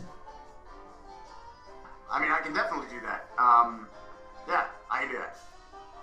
Alright, let's have a drink. I think we still have some time before someone gets there. Well, 10, 15. You have about 45 minutes, yeah? Let's have one drink. Well, let's not get too crazy. What I'm gonna do is find a restroom, like notice where the restrooms would be that are near the entrances. Got it. So that when we spot one of the leaders of the crime family, whether it be Ma Puckett or somebody else, I can dash into the bathroom, take the potion, and then get in a position to follow them around. So there are a number of outdoor bars on the main deck, and so we'll say that you go to the bar. You probably spend about 3 gold in drinks, kind of all enjoying drinks throughout the night.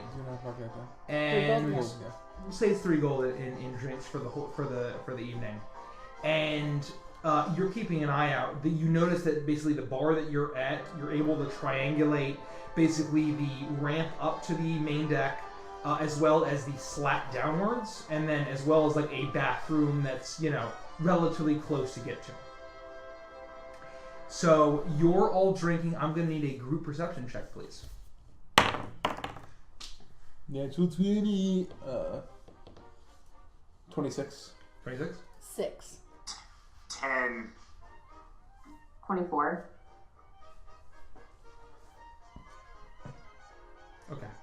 So as you're all sitting there drinking, kind of hashing out your plan, and so if this kind of comes up later where would we have talked about this? All out, right? Okay. So as you're all sitting there drinking, waiting, you see 2 figures emerge over onto the top deck. You see a tabaxi, approaching elderly, gray fur, kind of fur pulled into a top knot, long kind of mane heading down over robes. Robes kind of hands together, walking forward. Behind him, tabaxi. Similar look, actually. Grayish fur, a little flecks of spots of black. And is that kind of an orange fleck here and there? Tall. Considerably younger.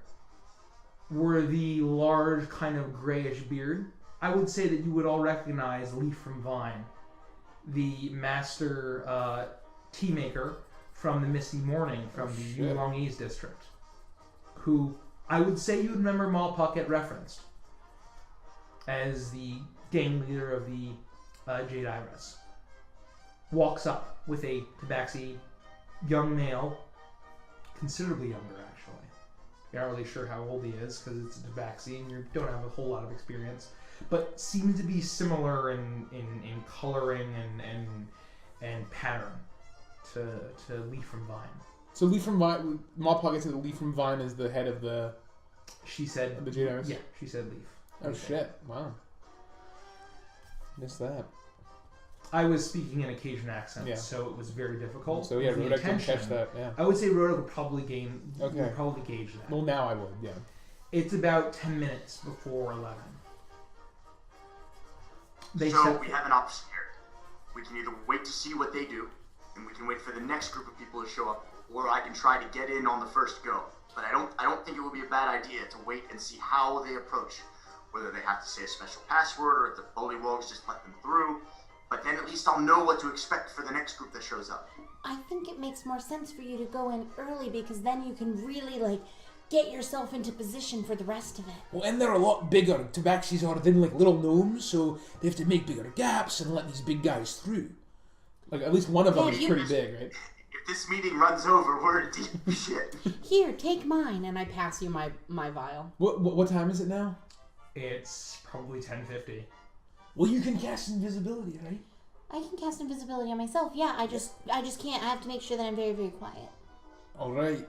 Well, take an extra just in case. In a tough spot, I should be okay. So take mine just in case. All right, I'll try not to use it, but I appreciate it. And I guess what I'll do is I'll head over to the nearest restroom. I will pull out the already pink potion. You pull it And I will out. drink it.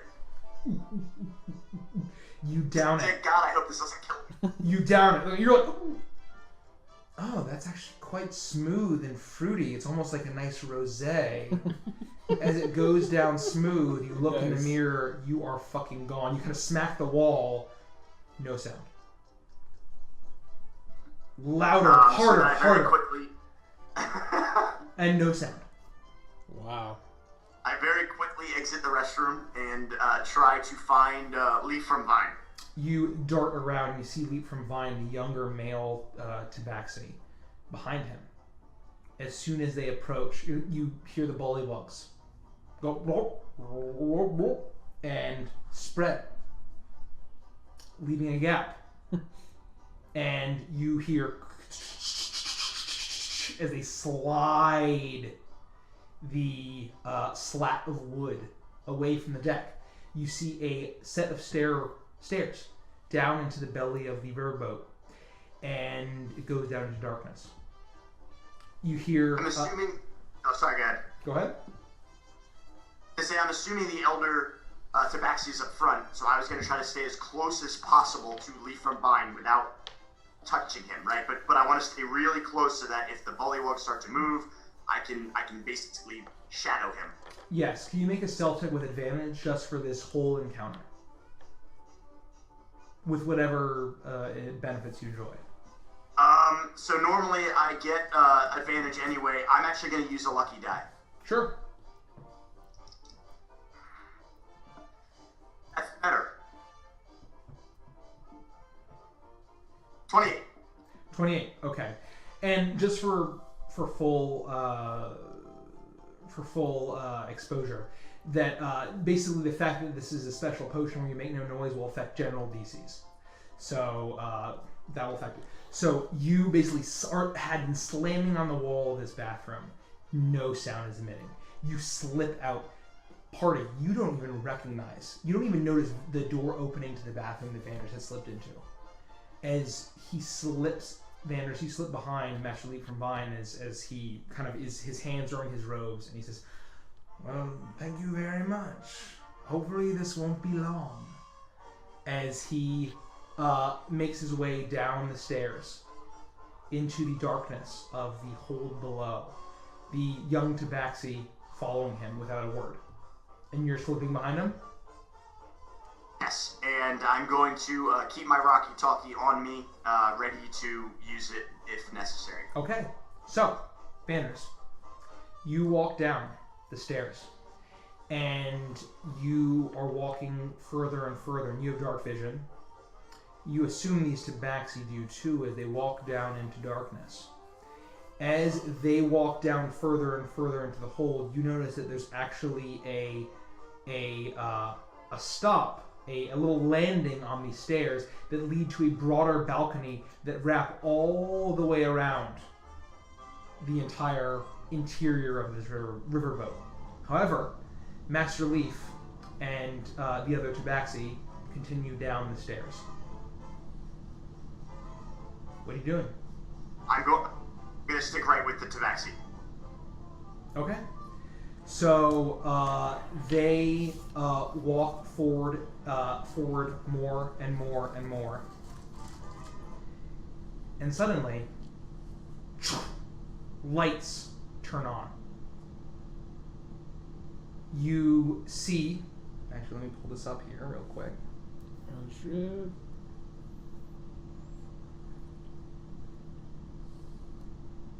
Apologies. This is taking a while to load.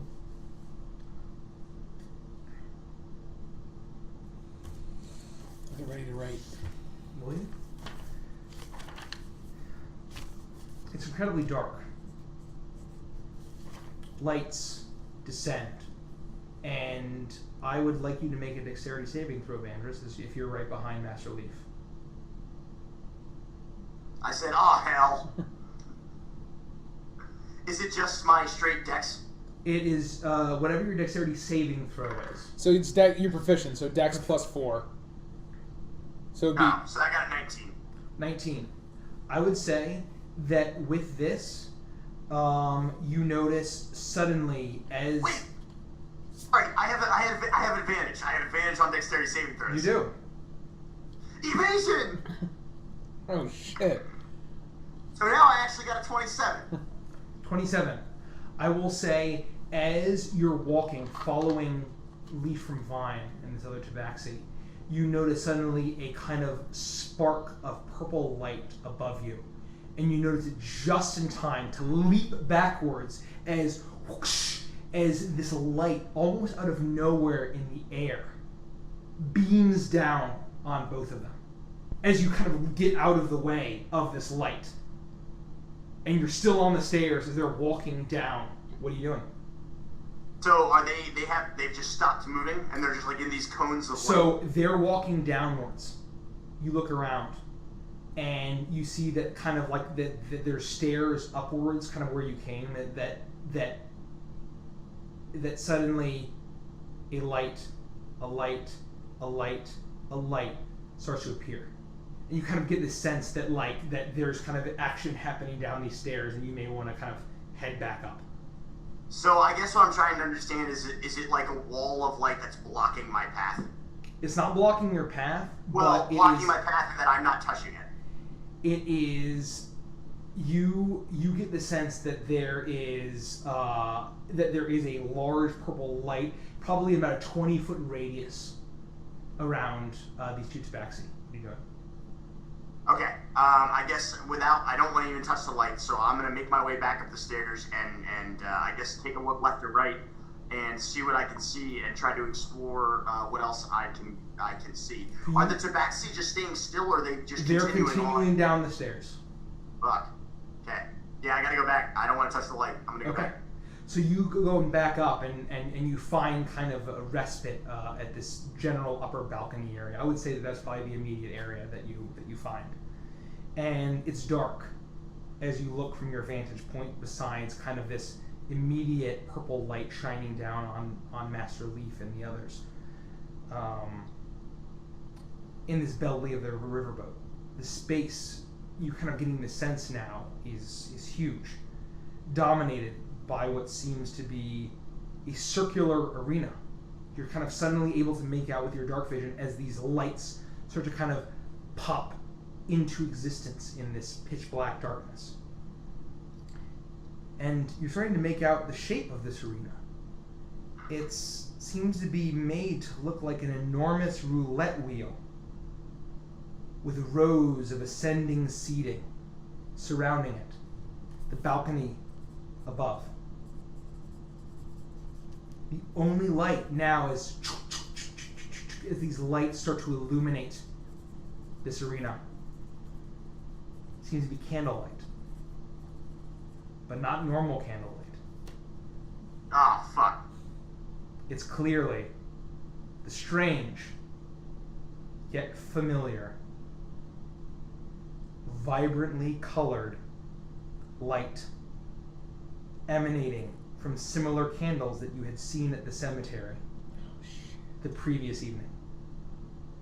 Each one held, you now realize, by a hooded figure, one after the other, in a ring of dozens encircling this arena.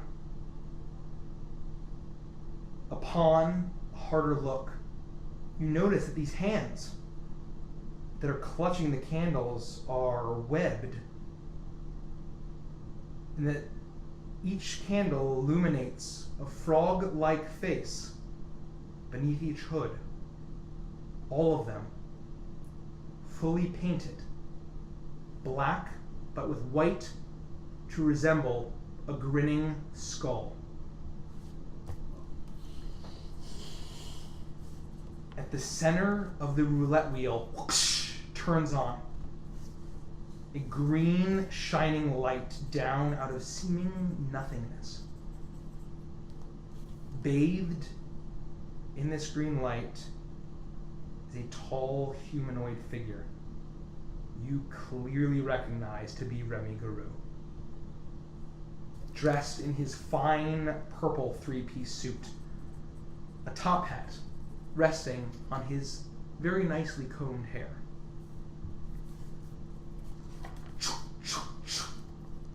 You now notice he's facing three larger beams of light. One purple, one orange, and one pink. Each beaming down on a pair of figures. In the center, bathed in orange light, you recognize Ma Puckett, with Evangeline several steps behind. To their right, in purple light, you recognize that same old tabaxi that you followed, Lee from Vine, who would serve you tea in Little Yulong. Behind him stands that younger tabaxi that seems to resemble him, but seems to be decades younger. Finally, on the far left, beneath the pink light, stands two individuals you've never seen before.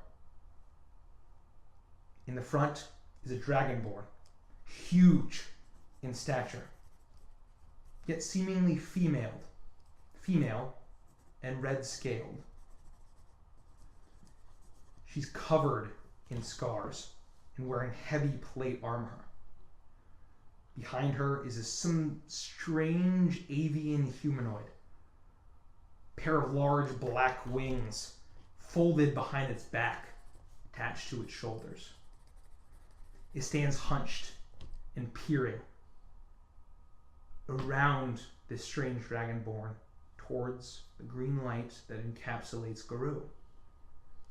A vulture-like head fastened to a long featherless neck.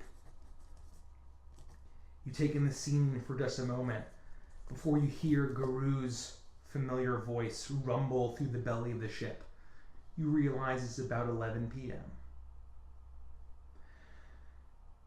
Well, do any of you have an inkling of why I've arranged this meeting? Silence. Good. I have a few questions to ask, but first a simple request. A new band of supposed heroes from Gullhaven have graced our city of sin, and they are fixing to poke around. They are certainly the nosy type, and will stick their sniffers where they don't belong, I guarantee you. But don't any of you mess with them. If word gets out that the saviors of Gullhaven have gone missing in the mean streets of Agway, oh, we will have the entire fleet of those sea eagle bastards descending upon us like fucking locusts. And our jig will sufficiently be up. They are hereby under my protection. Do you understand? Each of the 3 gang bosses nod in unison. That's what I thought. But if they come snooping around in your turf, you better keep a close eye on them. Watch them like a hound dog watches a piece of bacon in a frying pan. And you report anything to me. Anything that seems suspicious, especially that would give you reason to believe that they are working with that son of a bitch LeBlanc. Do I make myself clear? Once again, 3 heads nod without a word. And now, I need all 3 of you to make like a canary in a coal mine and sing before you die. Are any of you in league with Alphonse LeBlanc to subvert my operations? 3 heads silently shake their heads no. Have any of you said a single fucking word about what you ain't supposed to that fucking pretty boy or anyone outside of this room? Another unanimous shake. No. Well, he steps forward. The light follows. Someone knows something they shouldn't. And even today I felt someone trying to scry on me. Was that any of you or your people? Once again, the gang leaders shake their head no. Guru takes a long stride and the green light moves with him. You watch him cross the arena and stand in front of Master Leaf from Vine. Do you swear on your life and the life of your nephew? He points past the old man to the tabaxi behind him. That it wasn't you or your people with your mystic Yulongese bullshit. Lee from Vine looks back at him, calmly. And Avantris, you even notice a smile. And I would say that all of you are able to hear this through the walkie-talkie. I swear. And besides, you know that any scrying we could cast would not be able to make it past your talisman anyway. It would be very foolish to try. Gru pauses for a moment and nods. You are damn right, Leaf. He immediately strides over to the 2 gnomes. He kneels down, his tall, broad form, getting at eye length with Mal Puckett. Now, Mal, I know it wasn't you or none of your simple boys, but you gotta swear you ain't in league with LeBlanc. Mal Puckett immediately huffs and gasps in defense. Remmy! Now you know better than that, child. That Alphonse boy is a devil in his heart, and I ain't never mess around with none of that no devil business. I swears on me life and all of us bushwhackers. You hear me, child? Gru's expression softens slightly, and you see almost the crack of a smile as he stands up. He turns towards the final pair, and immediately his face turns back to anger. As he makes his way over to the Dragonborn, you realize that she's the only person in the room that's even taller than Guru is. As he faces her, she looks down with still golden eyes.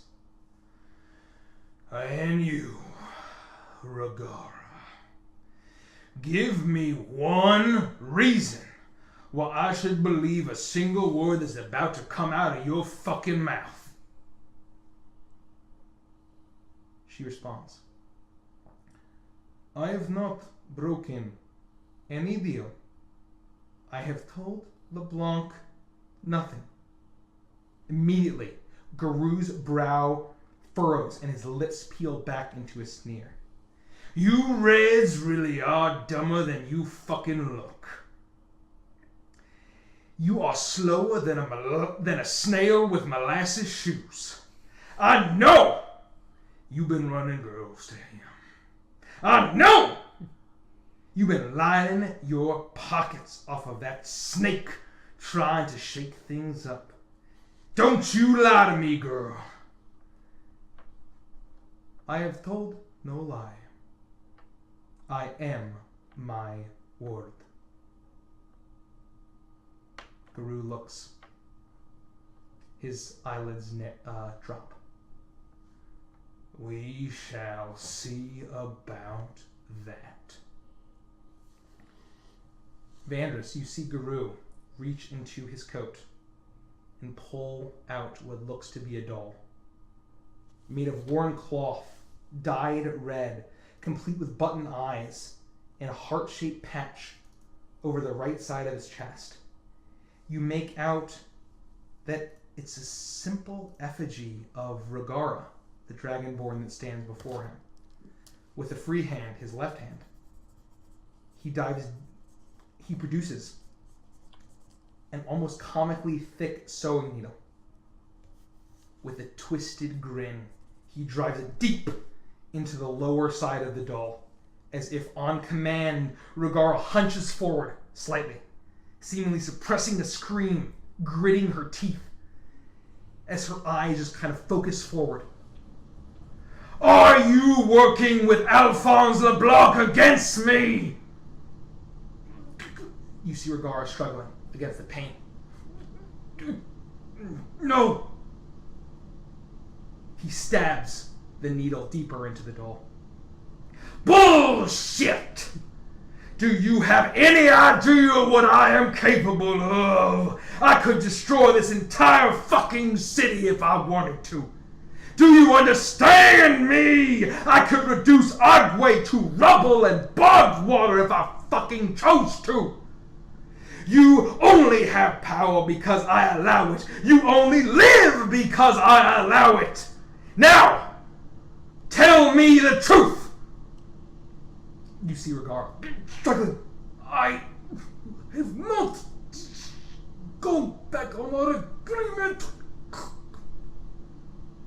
Guru watches her fight in agony for moments that stretch on quite long, Avantris, that seems a bit more than necessary. He licks the bottom of the top row of his teeth before pulling out the needle. He moves it upward and places it gently on the heart patch on the doll. One last chance, girl. Are you trying to fuck with my operation? Ragara stands straight back, clearly sweating, panting from the pain that she's just experienced. She looks him square in the eye. No, I am no liar. Kill me if you must. I know I will have died with honor. Guru stares up at the Dragonborn. He closes his eyes and shakes his head, almost with a grin. That's where you are wrong, girl. There is no honor here, especially for a slaver. We're all as crooked as a roof after a hurricane. Suddenly, he puts the needle back into his coat and lowers the doll. Everyone else in the room, particularly the 3 crime bosses, gape in shock and tension. He steps closer to lean up as the different colored lights almost merge between Ragara and Guru. He leans up to where her ear might be. You remember on Ganji where his ear was. And he says softly, but with the ship's reverberation quite audibly, "You get real friendly with LeBlanc." Ragara, for the first time in this encounter, seems shocked. "What?" "Get chummy with him and his people. Do what you have to do to get on his good side. Run your girls at a discount. Whatever it takes. And then tell me everything. I don't want him taking a fucking piss without me knowing. You understand?" Ragara kind of looks back at the other crime bosses and then looks back at Guru. She nods. "Understood. However, our supply has been limited by a vigilante killing off our men and freeing our slaves. LeBlanc has threatened to bring someone he knows in Gullhaven." Guru rolls his eyes. "The mighty fucking caravan should be able to handle a single vigilante. I don't care how you do it. But you best take care of business and get me what I require, or it is a needle through your heart." You watch as Guru steps back away from Ragara to the center of the room where he started and faces the group once more. "And that goes for the rest of you." He opens his coat. As he places Ragara's doll back into the side of his coat, you notice 2 more that he rested beside that clearly resemble Leaf from Vine and Malpucket. "You crooks and cutthroats are nothing without me. This city is nothing without me. Now that I've reminded you, you remind your gangs. Am I making myself crystal as a lake on the first day of summer?"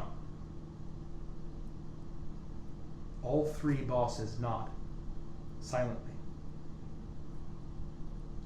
"Good. And remember not to go near that dandy's mansion. All of my sinners that I sent up that way never came back. Now get the fuck off my riverboat."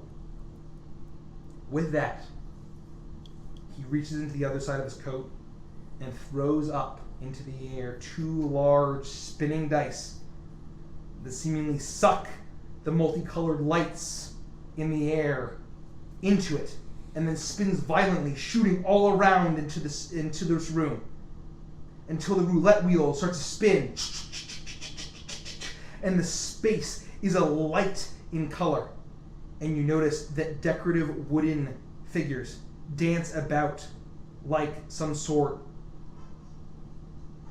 of garish carnival as music returns, sound returns, light returns to this arena. By the time, Vandus, you look back down, you see the 6 gang members being escorted out by the bullywugs, their robes and paint replaced by standard Hungry Catfish uniforms. Guru looks back around to the arena in its presumed standard state. You haven't been here, but you assume this is kind of how it is. This is kind of garish, gaudy arena, almost carnival-like. He catches his green dice in his left hand, puts it back in his pocket. And finally, you hear the kind of slat sliding back down as the gang bosses are left, or as they leave. And he's alone besides a number of bullywugs at attention. As soon as they're gone, he lets out a loud sigh and winces in pain. He reaches up to his bow tie, pulls it out, undoes it, throws it, proceeds to unbutton his shirt, one after the other. After getting halfway down, he pauses and opens one side, looking down. Avantris, he's facing your direction, but you can see clearly a puncture wound on his shoulder. But pitch black, tendrils of gray markings of skin spreading around the wound. He winces again and raises an arm in the air. Immediately a bullywug is at his service, at his side offering a pot of what seems to be like some kind of ointment. You see Guru reach to the other side of his coat, and with just a dash of pink powder, he grits his teeth as he takes a glob and spreads it into the wound. Wincing in pain, as soon as he's finishing with his ointment, he picks his bow tie up, redresses himself, fixes his bow tie. Let's get this ring fucking open and making me money. Hurry the fuck up! Bullywugs scramble as you hear the doors open, and the din from the crowd upstairs echoes through the arena. People begin making their way downstairs, and as a jazz band starts to play, and you notice what looks like two bullywugs, pit fighters, enter the ring as humans, gnomes, dwarves, elves, humanoids of all variety enter this belly of the riverboat without any idea of what just happened, excited to bet their money on the lives of these two bullywugs that you see before you. Avantris, you're still invisible. What do you care to do? Well, shit. I guess I'll make my way through the crowd, careful not to touch anyone. Keep an eye on Guru. Does it look like Guru is leaving the arena? Make a perception check for me, as kind of this throng of people start to kind of make their way into this this belly of the riverboat. 11. 11. You kind of look through the crowd, you see the occasional top hat, but he's kind of almost ensconced by the crowd of people as these crowds run down on wads of bills and handful of coins as they're ready to bet, as both of these bullywugs are kind of wrapping their knuckles, looking at each other, kind of with this bloodthirsty look in their eyes.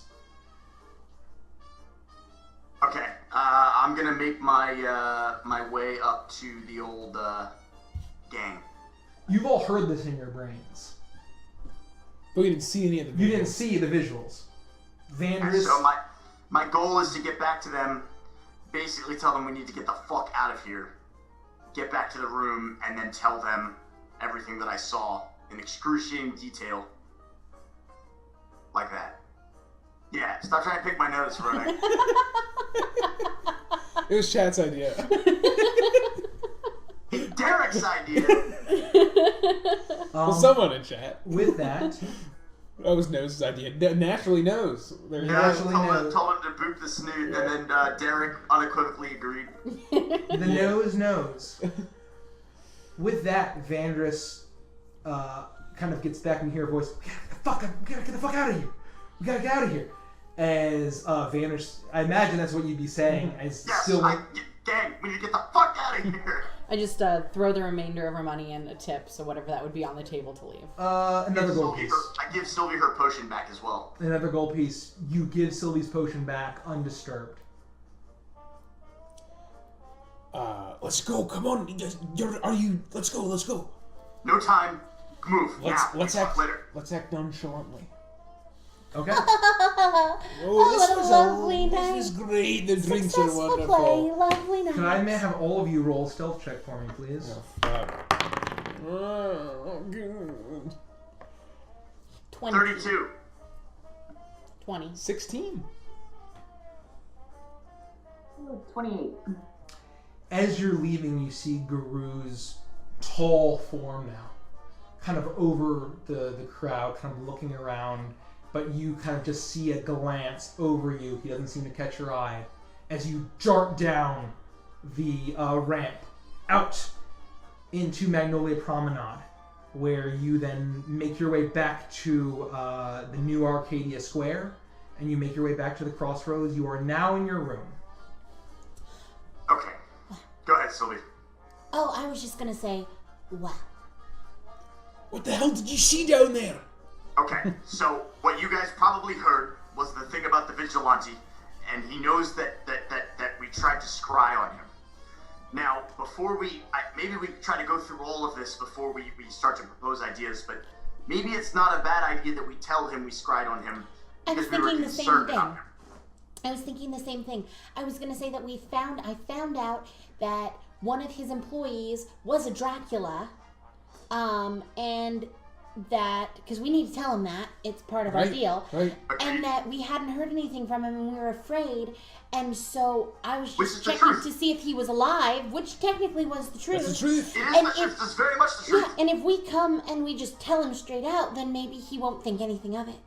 He won't. I mean, it's the truth. We were concerned about him. We didn't know where he was, and we figured we'd try to locate him. That's the honest-to-God truth. And we stop at the truth right there, and we don't tell him another goddamn thing. Yeah, and then we just say, and we did what you wanted. We even put on a play to diffuse the vampire talk. So, while I was down there, I saw that he had some crazy wound, and it was like a hole in his chest. But it was black and gray and nasty, and it was kind of like spreading from the wound, and then he like snapped his fingers, and the bullywug came over, and they like put some stuff on it, and it was gross, man. And I don't know what it meant. I didn't know he was wounded. It was this whole thing. But more importantly, he did the thing with the dice and the colors and the candles and the cultists, and there were like frog people, and their faces were painted, and they were like smiling, and it was creepy as shit. But it was a rainbow colored candles. From the cemetery. Yeah, did Taiki hit that guy in the cemetery with your arrow shit, on the shoulder in that same place you're describing? Jesus! He's the guy! He's the Baron Samity! He was the guy with the mask! He was the guy with the mask. What do we do? Out of character! Yeah, fuck you, Mike! Back into character. Wait. What do we do? Out of character, if you're Derek, if you're watching, thank you, my man. So here's the problem, Back into character. okay? We know that this guy is so powerful that Guru, or Samadhi, is so powerful that he scares vampires badly. And LeBlanc seems to be very genuinely concerned about both. What if LeBlanc is the good guy? Oh my god. I don't know what to do. For the first time in my life, I don't know what to do. I don't even think being wacky and weird is gonna fix this. No, you remember when Matthias left? That horrifying creature that took him mentioned Alphonse and that he had his cup. To be fair, we're good people too. And now we have demon powers, and it makes me ill because I've used them a few times, and I think I threw up on my shoe a little bit. But the demon was also looking to go after Alpha. He told him he can't run forever. Right. But we're also good people. But we were given that. He's running from this devil guy. No, so okay. Let's take some time. Let's pump the brakes. Let's rewind. Let's assume that Alphonse LeBlanc is like our good friend, may he rest in peace, Matthias Midnight White. You mean Matthias my boyfriend? Yes, Santa Claus. Santa Claus? Let's say that they're similar, right? We know that this demon brought him back from the grave because he had unfinished business. If he did the same thing to Alphonse, but Alphonse fulfilled his contract or never fulfilled the contract, or just took off, then he wouldn't be claimed like Midnight Matthias White was. And that's why he said he can't run forever. But that's actually a really good, that's really good because Alphonse has been around for a long time, so maybe he's been around for a long time because he's not fulfilling his contract.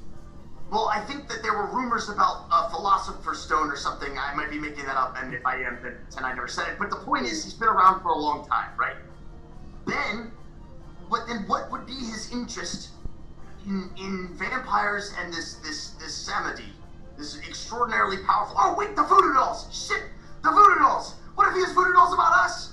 What if he could just poke us in the heart and kill us? Well, that would be really fucking terrible. I don't know what kind of magic it would take to make something like that, or if he needs, like, the scry, like, he needs something of us, right? To scry and, like, make a doll of us. He could have done that. He's been in our room. I so easily pulled some of his hair out of his head. This is not good. Oh, here's the thing. They know what he is, to some degree.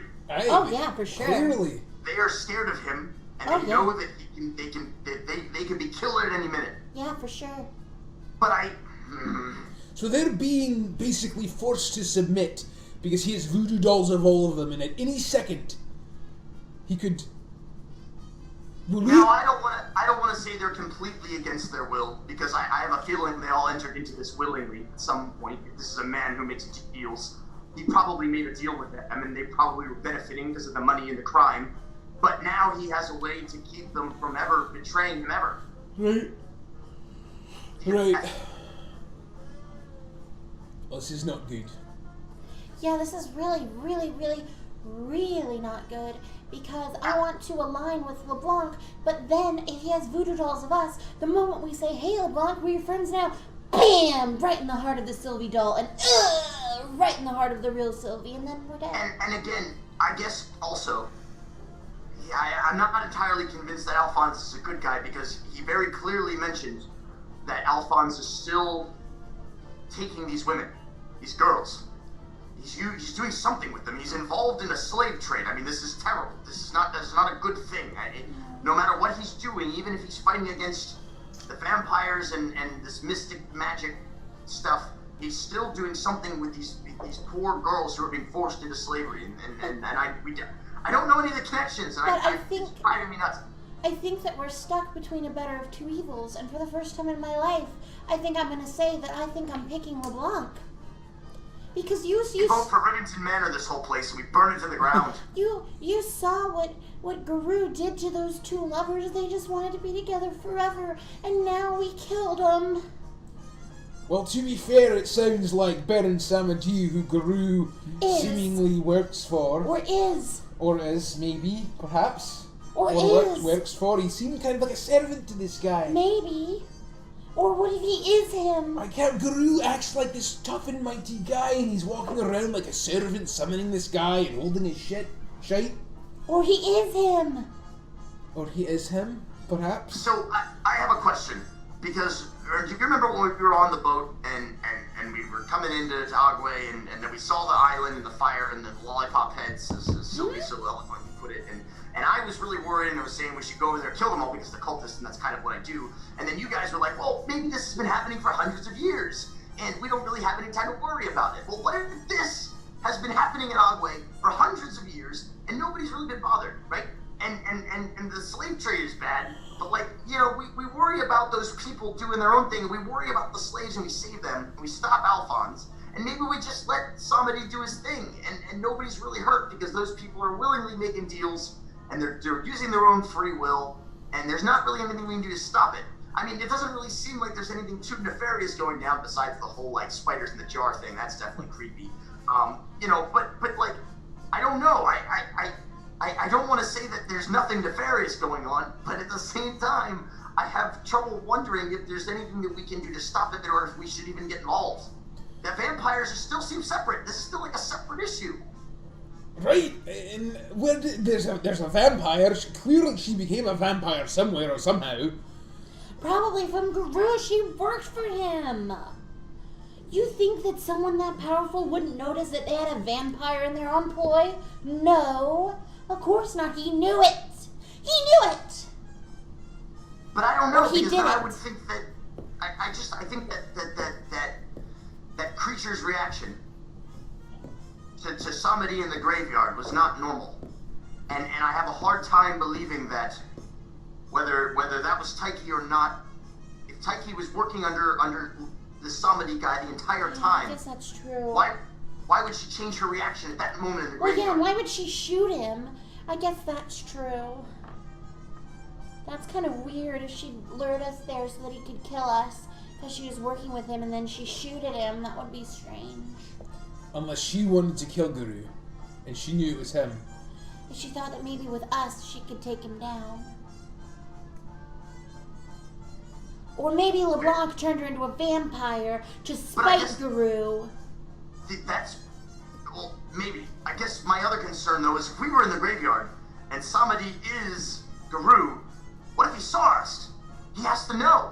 He did see us. We were there with Taiki. He did see us, of course he did, but we won't act like we know that he's him. Yeah, we'll just tell him that we'll tell him everything. As if we don't know that we know that we also know that that was him. You are so fucked. Yeah. Here's the thing. We be honest about everything that happened. Up until we drank the potion and we spoke to LeBlanc. Up to the stage, that's fine. We don't mention it. I don't think we mentioned it as a group from here on out that anyone drank the potion. It wasn't me. Agreed. I didn't drink it. There was no potion. We did not meet LeBlanc. We did the play. It was a wonderful smash success. No, we say that LeBlanc came and talked to us to offer us thanks. I swear that if he pulls out a doll of me, I'm gonna cut his hand off. I'm gonna kill him. I'm gonna kill him instantly because if I see a doll that even looks remotely like me, I'm not gonna be able to keep my cool, guys. I'm letting you know right now. I made you a doll that looks just like you. It's not made out of poop, but I did that. I was gonna say, how do you think I feel? Actually, speaking of which, we should probably get rid of hide those things. What if they could be used against us? I spent like 250 gold or something on those dolls. I mean, just like hide it really well. There's a very fine crafted doll of Rodek, and if it gets in the wrong hands, he might be dead. Well, we left it in Gullhaven. It's there. Yeah, Fecal Deck is in Gullhaven. It is. It is. We could always like teleport there in like 2 seconds if we wanted to. Let's not forget that. I think it's best I think everything we discuss from here on out, we basically never talk about again. We can't have this thing be used against us. Yeah. Well, I think at this point... Should we send him a message that says, "Hello, Mr. Guru. We hope that your meeting went well this evening. We were instructed by Ma Puckett not to intervene." No. We don't mention the meeting. I think sending him correspondence is fine. Yeah, because we knew. We frame it in a way that we're looking to make sure that he's okay. Yeah. We still have not heard from him. So we say... we know that we tried to scry to find him because we were worried about his safety. Yeah, so well, I don't think we should put that in the note because then it looks kind of suspicious since he mentioned it. So we just say, like, we hope that your meeting went well. We are at our room. We were drinking at the Catfish tonight to support our friend. And we are now back at home. We're exhausted from the play, but we want to make sure that you're okay. And we have some important information to give you, and we would like to schedule a meeting. Agreed. All right. And then at that meeting, we pretend like we don't know anything. We don't act weird at all. And we just say, "Hi, I tried to scry to you. Please don't be mad. You're just really important to me, like that's friend status." And then tell him the other stuff, you know? To be fair as well, we scried on him after we found out about the whole Taiki thing. We were concerned about him and we wanted to find him and tell him all of this. Right. Just all legitimate. Like, even add on there, we hope that the meeting can be soon. We're just really worried about you. We haven't heard from you in a while. You know, we found out some interesting stuff about one of your employees. Like, you know, please get in contact with us. We're just scared. Best friends. # for life. Here's the thing. We just had so many, like, tense conversations lately. I'm just worried that one of these days it's going to go terribly. But at this point... we don't really have an option. We don't have a choice. Just ignoring it and continuing on our way as if nothing's happened. And then that could be something that would be totally normal that we would do, actually, now that I think about it. Like, if we're not guilty of anything, then we wouldn't be interested in trying to lie to him. So why don't we just go over and then meet with him, just like we were planning, before all this happened? Yeah, we'll just go, like, tomorrow or something. Just be like, hey. Or tonight. I don't know what to think. Ultimately, we're going to have to make a decision one way or the other. This is going to come to a head, and there are a lot of very powerful people who are at play here, and I'm not looking forward to any of this.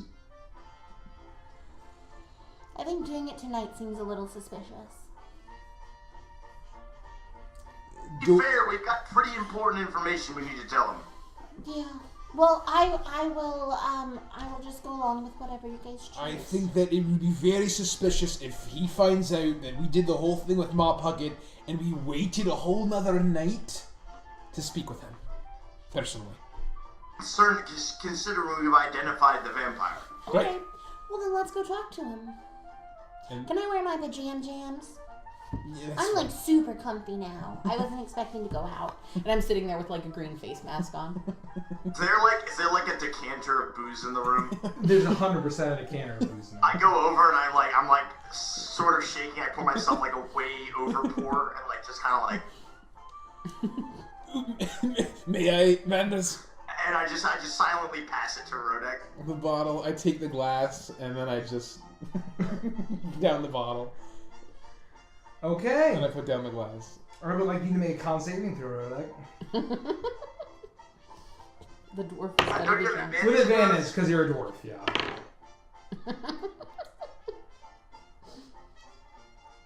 17.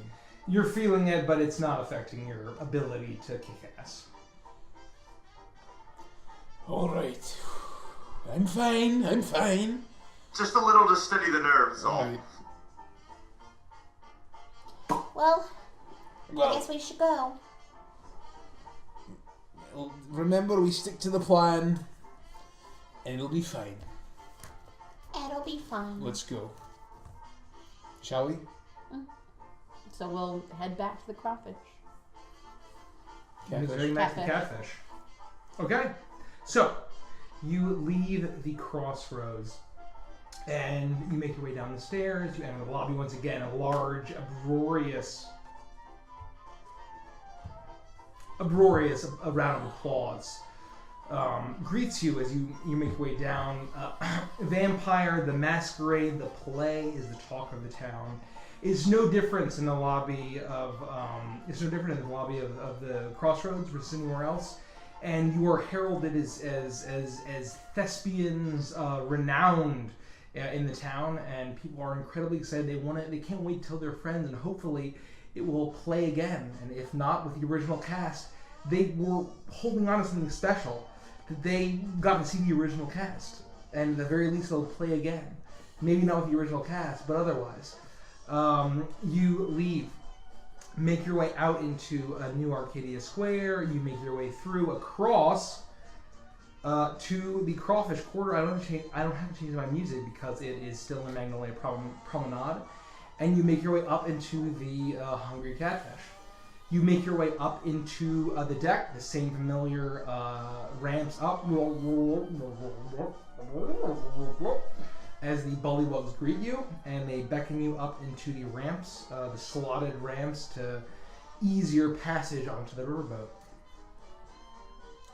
Is Mr. Guru in? I'd say to one of the bullywugs. And he points to the highest deck. Alright, thank you. And you go to the highest deck. Okay.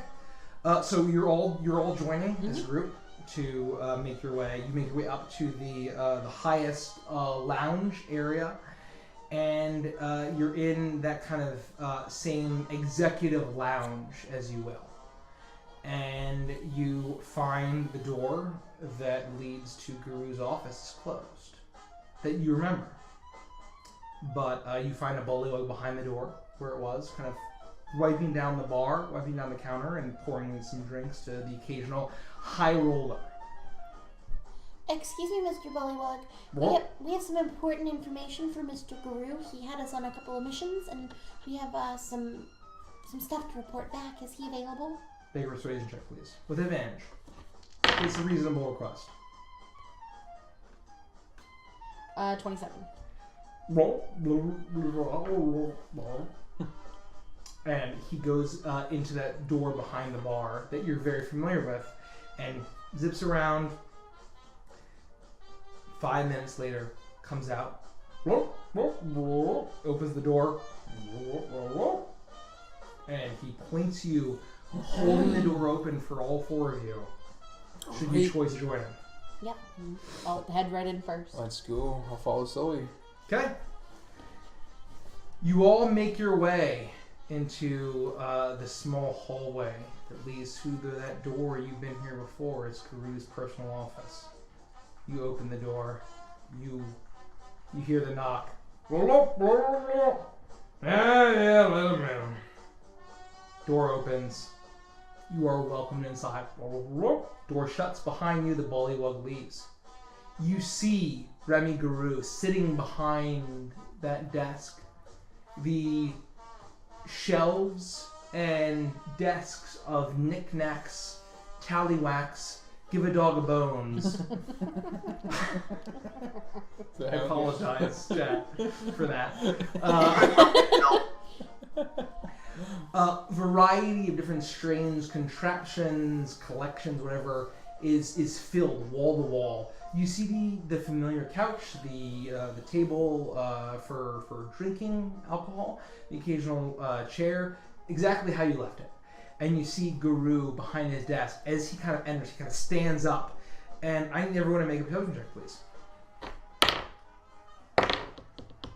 What did you say? I'm sorry, I couldn't hear. Perception check, please. 17. 12. 22. Anglin? I got a 9. Whoever got higher than a 15, Rodek and Avantris, you notice him kind of as he stands up, like, well, what? Very subtle. But you notice him wince in pain slightly as he stands up. If it isn't the saviors of Gullhaven, how are you doing this fine evening, and what brings you to the Hungry Catfish? And ladies, welcome. Would you all care for a drink? How rude of me to not offer immediately. Oh my gosh, I'm just so happy that you're okay. I was so worried about you. I'm always okay, darling. We found out that one of your employees is a Dracula. She's a vampire. We confirmed that one of your employees, Taiki, is the vampire. And then I tried to scry on you to make sure that you weren't dead, and it was just blackness, so I thought, of course you are dead. We were so worried. It was terrifying. Can you make a persuasion check, please? Persuasion? You have inspiration. I'm gonna use it. Doesn't matter. 18. Enough. As he's kind of standing up, both Vanish and Rodek, you notice him kind of wince in pain very slightly, very subtly. And he kind of says, ugh. Now, hold on. I speak Forest Gnome. I've known Ma Puckett for years. Why don't y'all have a drink and explain what you mean? And he goes to his. Thank you. What was that? I'd love one, thank you. He goes to his liquor cabinet, very familiar. He pours you a whiskey shot, probably about 2 fingers of whiskey, probably for each of you. He hands you each a glass from his bar, and he says, "Well, now, all y'all slow down for a second, and please explain what you're telling to me so I can properly understand it." Okay, of course. I was worried about you because your employee is a vampire. Her name was Taiki, and she had large boobs. Maybe we don't say was. Listen, I understand that you probably didn't know Taiki very well, but she's my good friend, and if there's any way that we can reverse this to fix her, we have to try. I can't assume that that the only cure for vampirism is death. Do you know of any way that we can fix this? He stands up. Now, oh my.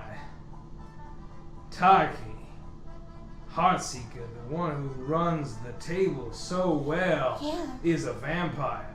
Yeah. Good to hear that way. We know this because she took us to the cemetery, and it's not a graveyard, it's the cemetery. Cemetery? Yeah. Why would anyone be there? She told us that there was like something weird going on, so she took us there, and then there were all these weird colored candles, and then there was some guy who called himself Baron Samity, and then two lovers combined into one creature and fought I us. spit my entire drink out and accidentally dropped the glass. Make a deception check, please, Avantris. And it was really terrifying. And then This is great. I got a 28. 28. Now, hold on there, Avantris. But I haven't- Sylvie, what are you saying? That is ridiculous. I know exactly, right? But that's not even the important part. The important part is that we killed the weird thing that was there because it was gonna fight us. And then I touched Taiki, and Taiki was cold as ice. Like literally, if you held ice in your hand and then touched it also with the hand that was holding the ice, it would feel cold, like Taiki's hand. And then I called her on it, Rodek tackled her, I tried to charm her, and then she turned into mist and flew away as a Dracula / vampire. Now that makes a lot of sense. So you're saying she flew away as a butterfly? That is exactly what I said. That's right. If I was gonna say. If I talked about it with anybody that wasn't you in a place that was so very, very secretive, like your office, I would have called it a butterfly. Because I was talking about it with you, I could call it by its real name. Per our agreement. Taiki, Heartseeker, now that is a surprise. Unbelievable. I had no idea. Now, Can I roll to see if he's being truthful? You may roll an insight check. Thank you, Nikki, for appropriately approaching that question. Thank you. 12.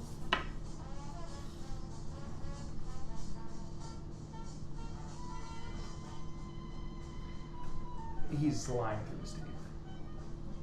Yeah, I know. We were just as shocked as you. Vandris used to know her. They were like best friends at one point. His eyes kind of drop, and he immediately turns to Avantris.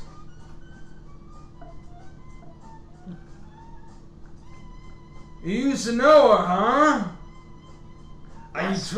You told me that. Yes. Do you know where the fuck she came from? You mean originally or before here, before I Answer the question, boy.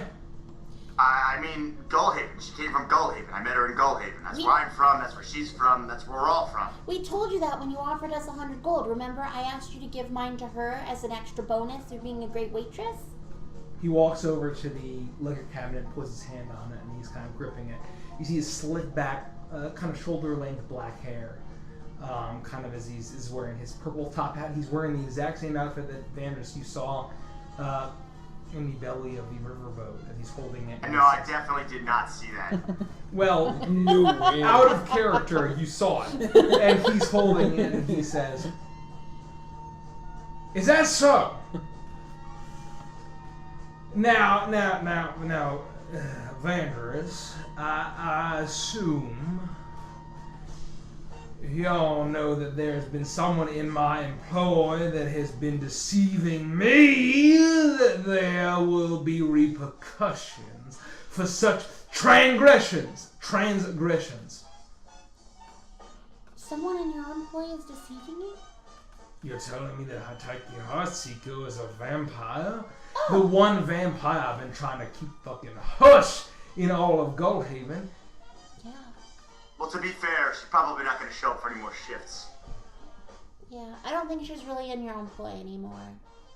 She didn't show up for her shift tonight. I appreciate that. That puts a lot of clues together for me. I appreciate that. Yeah. But that was really the news that we had. I think we just thought it was super important and you'd want to know, right away. Oh, God.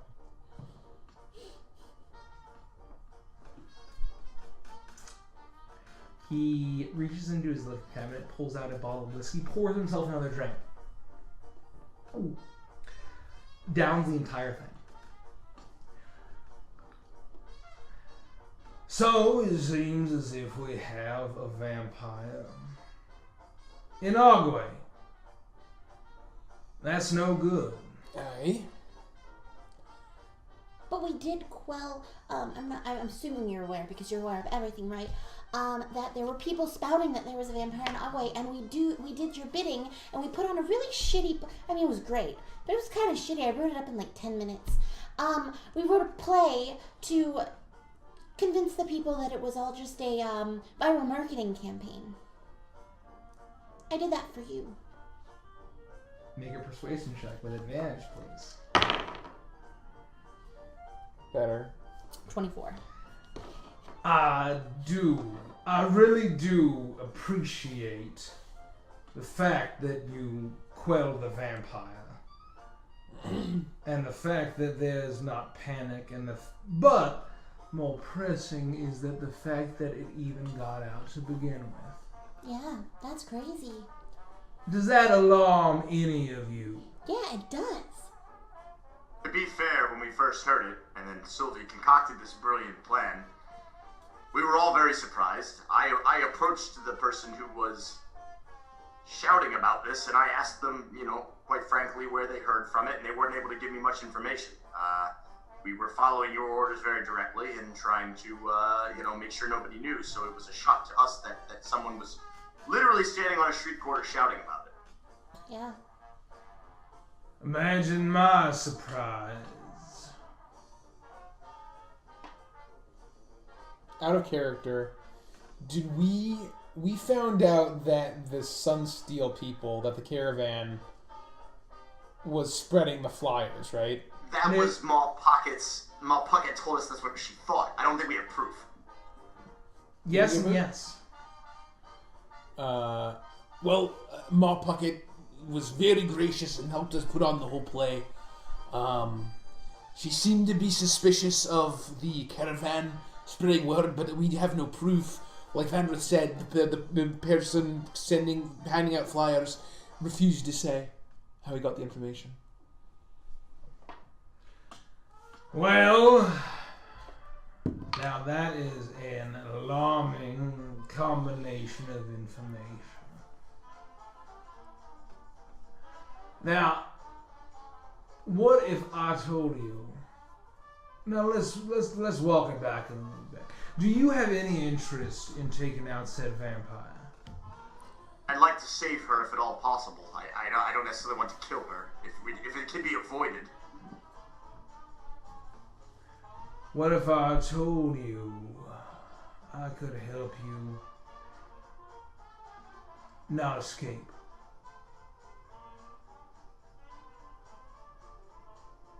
I'm not exactly sure I understand what you're saying. You're saying you encountered a vampire, she got away, and she didn't use her bullshit fucking tricks to escape? It all happened very quickly. It just sort of happened. We weren't able to react. How did she do it? She turned in like mist. Yeah, it was like red mist, like almost like like a blood cloud, and she was just gone. That's exactly what I thought. So you're saying that you could help us if we encountered her? She wouldn't be able to get away like that. I potentially could. What are you gonna give me? I think we're gonna pump the brakes right there before we make any kind of weird deals or anything like that. What's wrong with my deals, boy? Well, I just think... say let's just discuss the options before we start offering things. We want to help, right? We're here to help. That's what we're offering, right? We're here to help. Boy, I am going to remind you to the day we met. Do you and you, Mr. Stonehoff, remember the day the three of us met? Of course I remember. I would never forget.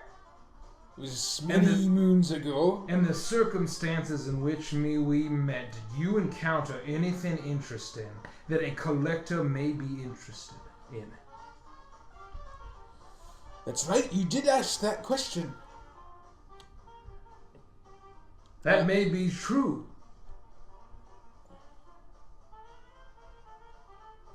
So you're asking me if we have anything interesting for you?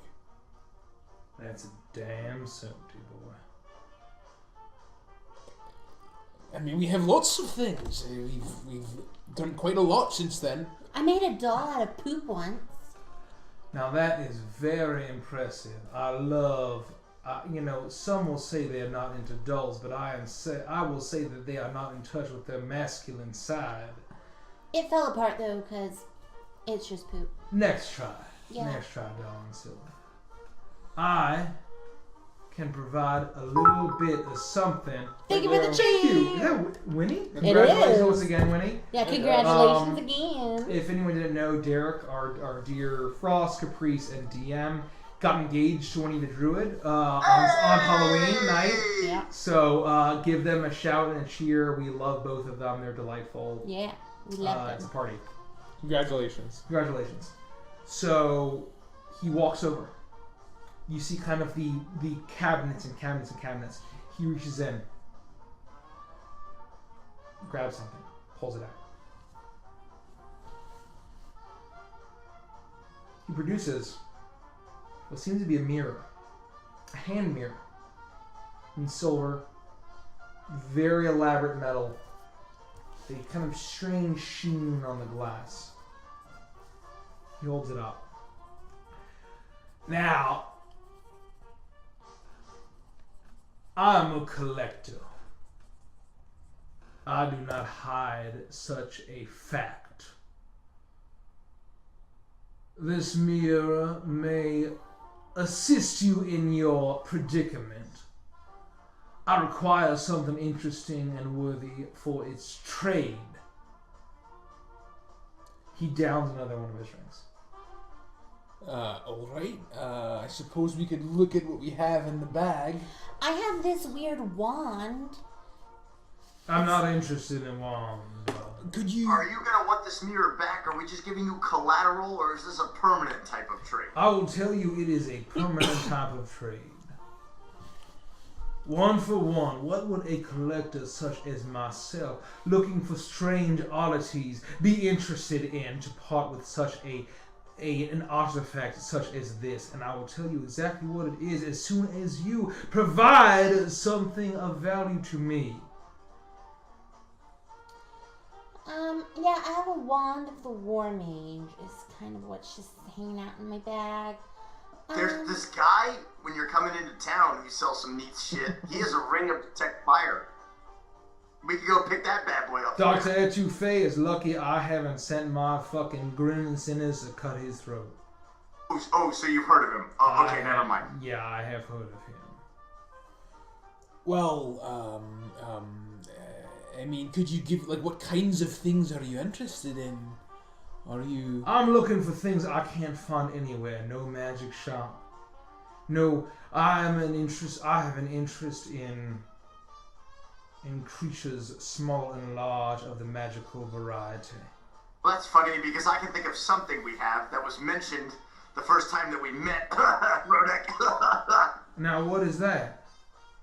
Oh, you mean to tell me that you never forget a face, but you can't remember the item that Rodek may have mentioned? I don't recall him mentioning anything the day that we met. I think I mentioned that to you, not to him. Now, what is all y'all mentioning to each other and not to me? I'm gonna take a drink of whiskey and just spit it out over the entire group and cough loudly. Ow! You do that, eyes! and if it just now take it easy, girl. Take it easy, girl.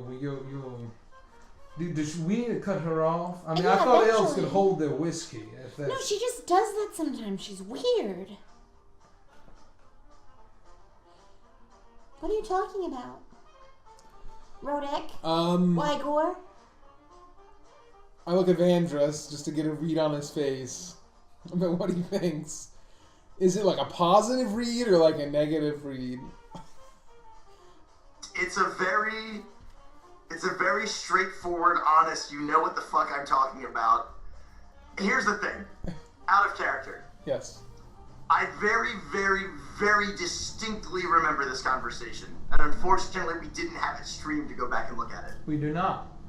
There was a moment that Rodek, as Remmy Guru was leaving down the river on his boat, mentioned something about the dragon egg. So I thought... I don't know if he heard it. I don't know if we retconned it. I don't know if we pretended it didn't I can happen. promise you, it did not. That did not happen. So what I will say is that I think I had talked to you about it, but we thought we'd piss off Ganji for just giving away the I dragon can egg. promise you that that's exactly what happened. So, I don't think I explicitly mentioned it to him because of Ganji, is what I remember. But that doesn't mean we're you can't mention we're it talking now. years ago, Right, right? right. But This is 3 years ago, Chad. This is like literally 3 years ago of us playing around a kitchen, a dining room. I would have bet money that you had mentioned it. But if I'm wrong, then I'm wrong.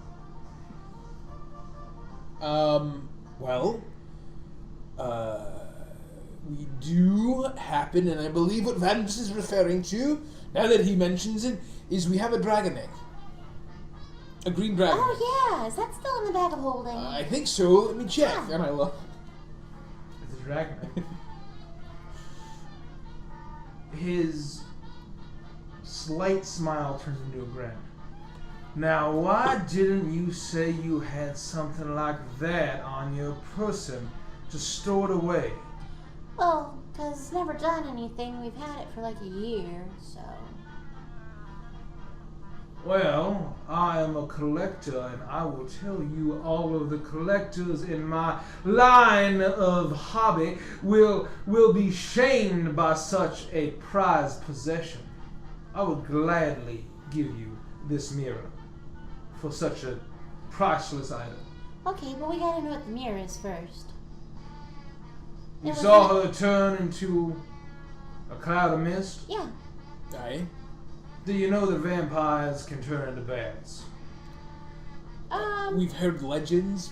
I've heard maybe? that Draculas can. I'm not sure how different they are from like vampires. I've also heard that maybe not might be the case, and that anybody who happens to potentially turn into a bat, I think it's a misconception. Look, maybe we just table that one. They turn into bats, child. And you may or may not have heard the legends that they don't cast a reflection. Okay. This mirror will indeed capture a reflection. You keep it locked onto a vampire, they will not be able to become mist. They will not be able to even become a fucking bat. Oh. And they still run away, but they just can't magically fly away. They will not be able to transform, and if you kill them, you will kill them dead. I hope you will. With such a thing and such an item as rare as a dragon egg, I would gladly part with this. Still haven't answered my question, though. You're making it sound like the only answer to this is killing her, and I'd like to avoid that if possible. Vanders, I hate to bear the bad news. Have you ever encountered a vampire? Can't say that I have. Do you know what an undead is? Vaguely. She's done, boy. She's a vampire or she is dead. There are two options and you have to choose one. Out of character, her insight check was referring to him being surprised that Taiki was a vampire. Right? In what sense? Remind me. Meaning that did we get a sense that he knew that Taiki was a vampire the whole time? Not the whole time. No. If you rolled high, you did. It was that he probably had an understanding of Taiki being a vampire now. But when she came to work for him, probably not. Okay. I would say you get it. I thought it was that he was lying about being surprised. Yeah, Yes. that's essentially what it is. Yes, He knew she yes. was a vampire. Yes. Yes. Alright, well, we've heard that this is very valuable. I mean, can you tell us more about this mirror? Where did you find it? Is it very rare? I mean, to part with a whole dragon egg, we've been holding on to this for some time now. I mean... I was gonna make a really awesome omelet.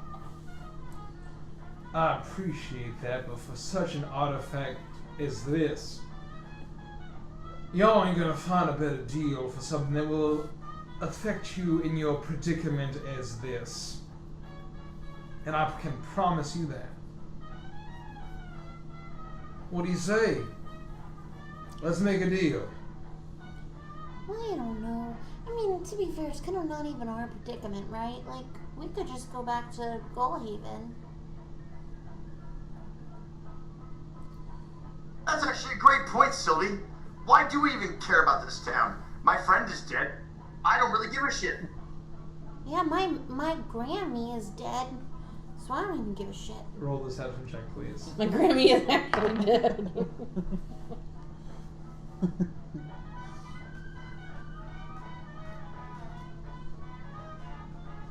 13. That may be true, but Evangeline is not. Okay, so kill her.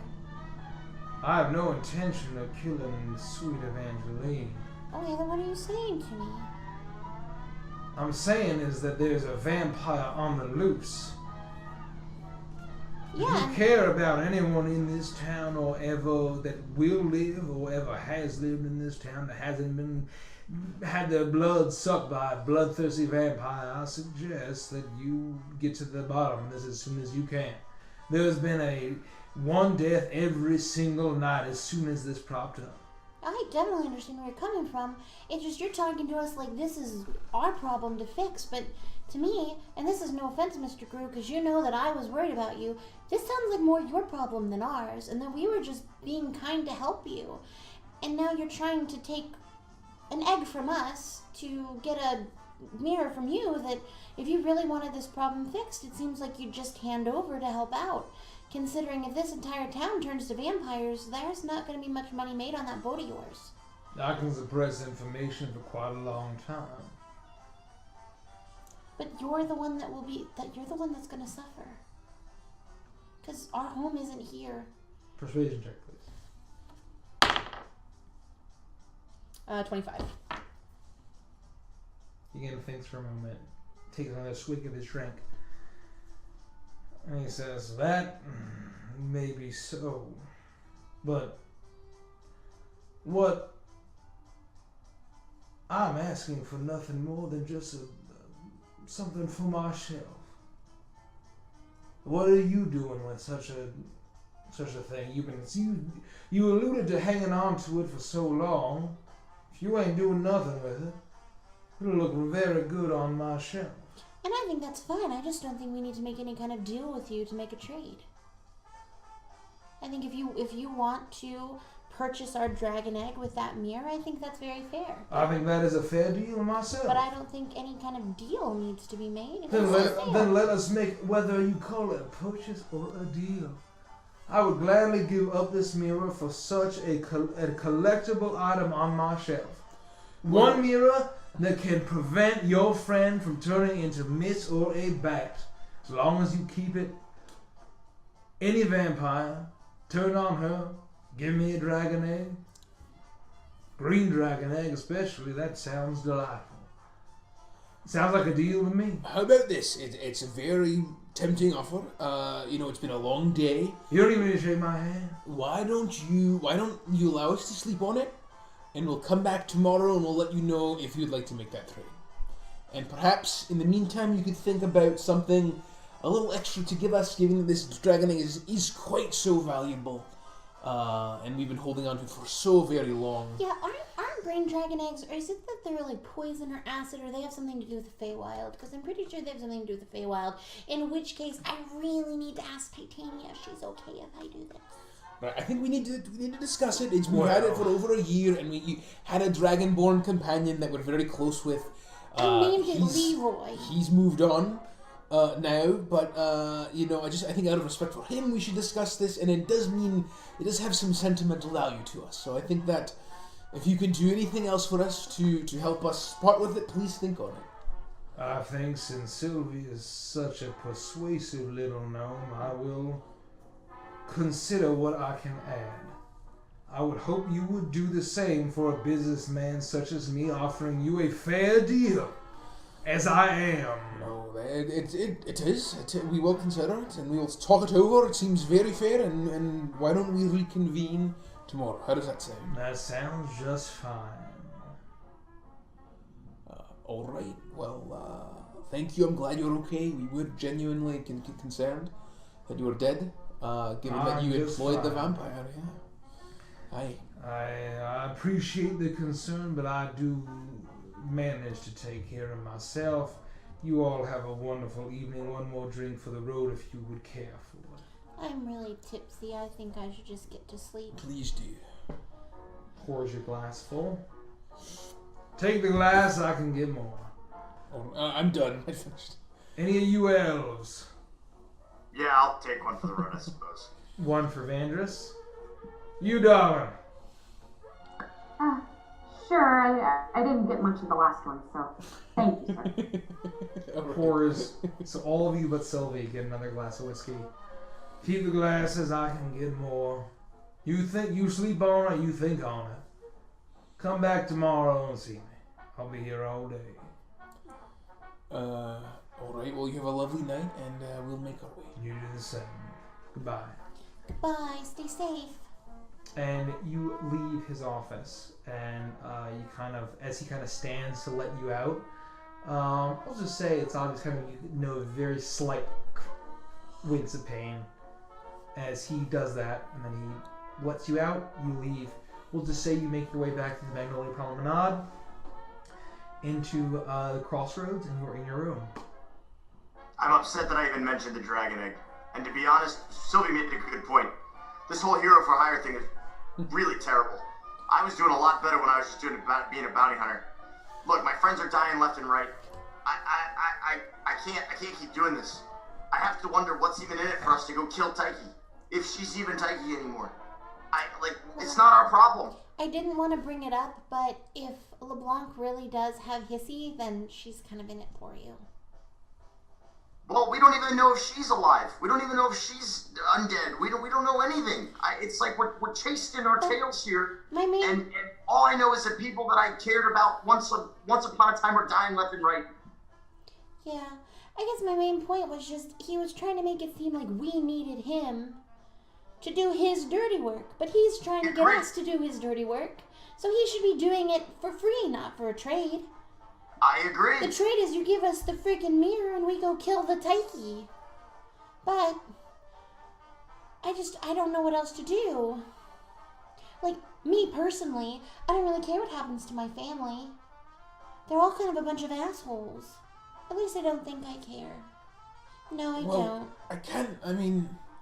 We came here to figure out what's going on, and there are women dying every night. I know. That's the part that's making me upset, is the fact that he has this thing that could literally hold a vampire in its place, and instead of being like, here, you brought us all this information. I mean, we kind of know he's bad. You brought us all this information. Here's the thing that's going to help you. It was like, only if you give me a vampire, or a Dracula egg, or a dragon egg. They're all the same, right? So I'm worried about what's he going to do with the dragon egg, given the fact that we know he's connected to all of that Baron Samedi cemetery stuff. I don't know. But I don't think we can really avoid it. So let's say we kill Taiki, right? Let's say we free her from that horrible curse. Then what? Then this guy's Guru's happy, you know, and that's great because we know that he's doing a whole bunch of fucked up stuff. And then what? We're gonna just waltz over to LeBlanc's mansion and say, where's Issy? I don't know. She died. You know, now I have to wonder if she's not undead too, and it's not too late to save her as well. And I just can't help feeling like this is hopeless, and there's nothing that we can do to change anything, but slaughtering people who have already gone through hell. Well, I think might be a kindness to let them out of that state, though. I know it feels bad to have blood on your hands of a friend, but it might be the right thing to do. Although anything that Guru wants us to do, I don't trust. I mean, he did say that we're under his protection. It seems like he has a vested interest in killing this vampire, but if he knew... Well, the only reason we're under his protection is because he's afraid of the might of Goldhaven. We've seen the things that he can do. Why hasn't he taken care of this himself? Brilliant question. Considering Taiki was scared to death of him, why hasn't he just hunted this thing down himself? Maybe he can't, but... He's got the tools, he's got the power, he's got magic, he's clearly very powerful, unless he's not Samadi, but I think that he is. It's just a lot that doesn't make sense. We're close, but there's still too many unknowns. I think it has something to do with LeBlanc. He seems scared of LeBlanc. So that must mean that LeBlanc is just as powerful, if not more powerful, as he is. And we're kind of in the middle between two very powerful men. And Here's the thing. I think that what we need to do is we need to meet up with Mina tomorrow. Is that her name? Mina? Missy? Weena? Mina. Nina, right? Mina, yeah. Mina. M-I-N-A. We need to meet up with Mina tomorrow and figure out what she has to tell us before we make any decision about what we're going to do with this dragon egg. I think that would be very important information to help us make this decision. And I almost worry now that gives us a clue or alludes to there being more than one vampire, because what she described was not anything like we've heard yet. Yeah. And it concerns me. It would make more sense if she saw a woman with a corpse. Yeah. You know? And that's not what she saw. And I'm worried. I'm worried that if she saw someone walking with her, and the eyes and all of that, I still think there's more than one vampire. I don't think that this is just Taiki's doing. I don't. Yeah. Oh, and I didn't get to tell you this because we're in the middle of the meeting, but he knew about Taiki. He knew. He was lying when he said he was surprised. So then why is he having us do this? If he knows and he has this mirror? I don't know. It's like he could have taken care of it anytime he wanted. I think it has something to do with LeBlanc. I think maybe it has to do with... Oh, no. No, I don't normally have brilliant ideas. And this is probably really stupid, and I bet it's not at all what's happening. But what if because in our first meeting I mentioned LeBlanc and said I thought he was a Dracula, that he turned Taiki into a Dracula, specifically to get us to not trust LeBlanc so that we would take out LeBlanc for him, and he's setting all of this up to get rid of his enemy, and we're just pawns in his big scheme? It's very possible. It's still possible that LeBlanc is also a vampire. Yeah. Well, LeBlanc seems to have a very vested interest in what's going on here, and we don't know where his motives lie. Maybe we need to figure that out before we make any rash decisions. Yeah, maybe we need to be a double agent, and we need to start talking to LeBlanc and give him some of the information we have. See if we can... I don't know. As long as we accept the potential dangers, knowing what that man can do, if he catches us double-crossing him, and speaking to LeBlanc, we could be in some... I mean, we could just drop it. To be fair, he's never told us not to talk to or have any kind of association with LeBlanc. So... That's true. All we're not just supposed to do... Just going off of what we heard from the meeting. Yeah, but I know, I agree but we don't know that, you. you know? So the information he gave us was simply, thank you for the follow! Thank you for the follow, Simming Shenanigans. What a delightful name. All we know is that we are only supposed to refer to vampires as butterflies in conversation with people who don't know what's going on. So, as long as we do that, as long as we don't tell anyone else, we haven't broken our deal with Guru. Let's say we meet with Mina, we see what she has to say. Yep. And then I proposed this once before, and I think that Sylvie's on the same page. What if we just waltz right up to LeBlanc and lay it out and say, what's the deal? And just try to get the truth. We have so many people who are lying to us or not telling us the full truth. You know, I said it was not, you know, I mentioned a few days ago that it was crazy, but what if we just go talk to LeBlanc, like you said, and we lay it all out there? And we agree. It seems scary, but right now we're in a really scary situation. I mean, the problem is we can't just say, oh, Guru's a big evil guy. If he's a big evil guy, and there's no benefit of Guru finding out that we're working with LeBlanc, who may be some big bad evil guy. I guess the point is that LeBlanc already told us to stay away from Guru because he knew he was up to no good. So I just thought maybe by laying it all on the table, LeBlanc would finally tell us what's going on and tell us what he knows. Yeah. I don't think he's going to tell us anything at all until we're honest with him. And I think that's the only way we're going to get enough information to be able to make our way out of the situation. Now, we do still need to heed Swedgen's warning. Obviously, Loudna plays some crazy part in all of this, too. And that's my only reservation. It might not even be that LeBlanc is a bad guy, but for some reason, Swedgen did not want us to get hooked up with Loudna. And you know, maybe for as brilliant as a man as Alphonse is, he's been blinded by her, and maybe he's also not. You know, there's too many unknowns. And I feel like at some point we have to do something because we can't just sit on our hands. And I don't think killing Taiki, even if we have to do that, is going to solve all our problems magically. I agree, but my point is we can't just leave here. You know, I think we need to take that off the table. Guru says he could turn Agwe into rubble. I believe him. We know that Alphonse is bringing in slaves and probably killing them every night. We know that Taiki's rolling around killing at least one person in the night, charming people, having them follow her along, and who knows what the hell Guru's doing in the swamps. He's clearly killing people. I don't think anyone said we were going to leave. We were just saying that we were using that as leverage with Guru to try to get him to understand that he needs us just as much as we need him. Alright, so we're all on the same page that we need to figure this shit out. Yeah, I'm not leaving. Alright, well. At the very least, we're getting to the bottom of what happened to Izzy. That's why I'm here. And I suppose I have to see it through.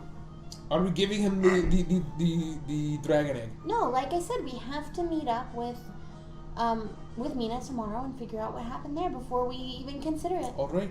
Why don't let's get some sleep. Go ahead. There are too many things that we need to answer. Talking to Mina, I think it's suspicious that we haven't seen Laudna. Maybe we need to figure out where she is. Right? I'd say scout around the LeBlanc Manor, but apparently even these sneaky bullywugs that can find all this information, they get killed by LeBlanc. So it sounds extremely dangerous and ill-advised to try to sneak around. That's why I think we should just try to be as honest as we can be. Obviously not tell him everything, but share some stuff with him and see if we can gain some of his trust. Alright, let's get some sleep now. It's late. We need some rest. We'll meet up with Mina tomorrow and then we'll make decisions from there. Right. Can you two keep watch? Just, you only need 4 hours. Just, share watch. Sure. We'll meet up with Mina tomorrow. I'll take the first watch. We'll do some investigation, learn what we learn, and then we can huddle and determine how we want to approach LeBlanc. Sounds good. Good night, then. Alright. Good Great night. show, by the way. Well done, Sylvie. Again. Thank you. Beautiful. You were all phenomenal in your roles. It was a good time. Good night now. Good night. I'm gonna head to bed. So you all enjoy a long rest. You wake up in the morning. It's feeling like a standard morning. You kind of hear the hustle and bustle downstairs. You sleep in a little bit given how just stressful things have been. And it's late, it's probably 9 o'clock in the morning. Alright. Well, shall we go find Alphonse? Or we were going to send him a letter? We'll just send him a letter saying, just let us know when you're ready for us to meet up with Mina and where to meet. There's and any we'll be there. pattern, we won't see him until later this evening, obviously, and then somehow Mina will find us, and then we'll just be like, oh, that's not weird, and, carry on with our lives. We just have to be cautious because we know we're being watched now. Everywhere we go, we're going to have eyes on us. So we need to do things carefully. That's right. I mean, I think we're well past the point of being secretive here. I think we guard what we know intensely. But I don't think we're really going to be sneaking around and avoiding detection at this point. Alright, well, why don't we go down to the front desk? Is someone write LeBlanc a letter? Let him know, hey, we're at the crossroads. We'll wait here until you let us know where to meet Mina. Yep, right. or have her meet us here. Either way. Yeah. So we'll send off that letter. So, you write the letter down, you fold it up, kind of put it in an envelope. You all get together, walk downstairs, and as you're walking down through the hallway, down the stairs into the lobby, you see a young girl at the restaurant area, poking at some overcooked eggs and the occasional decent biscuit. You recognize Mina sitting at the restaurant, waiting for you. She turns, and that is where we'll end the session. Dun, dun, dun. Dun, dun, dun. Ooh, a stressful one. That was a really stressful one. Fuck you, Mikey, for the bare insanity shit.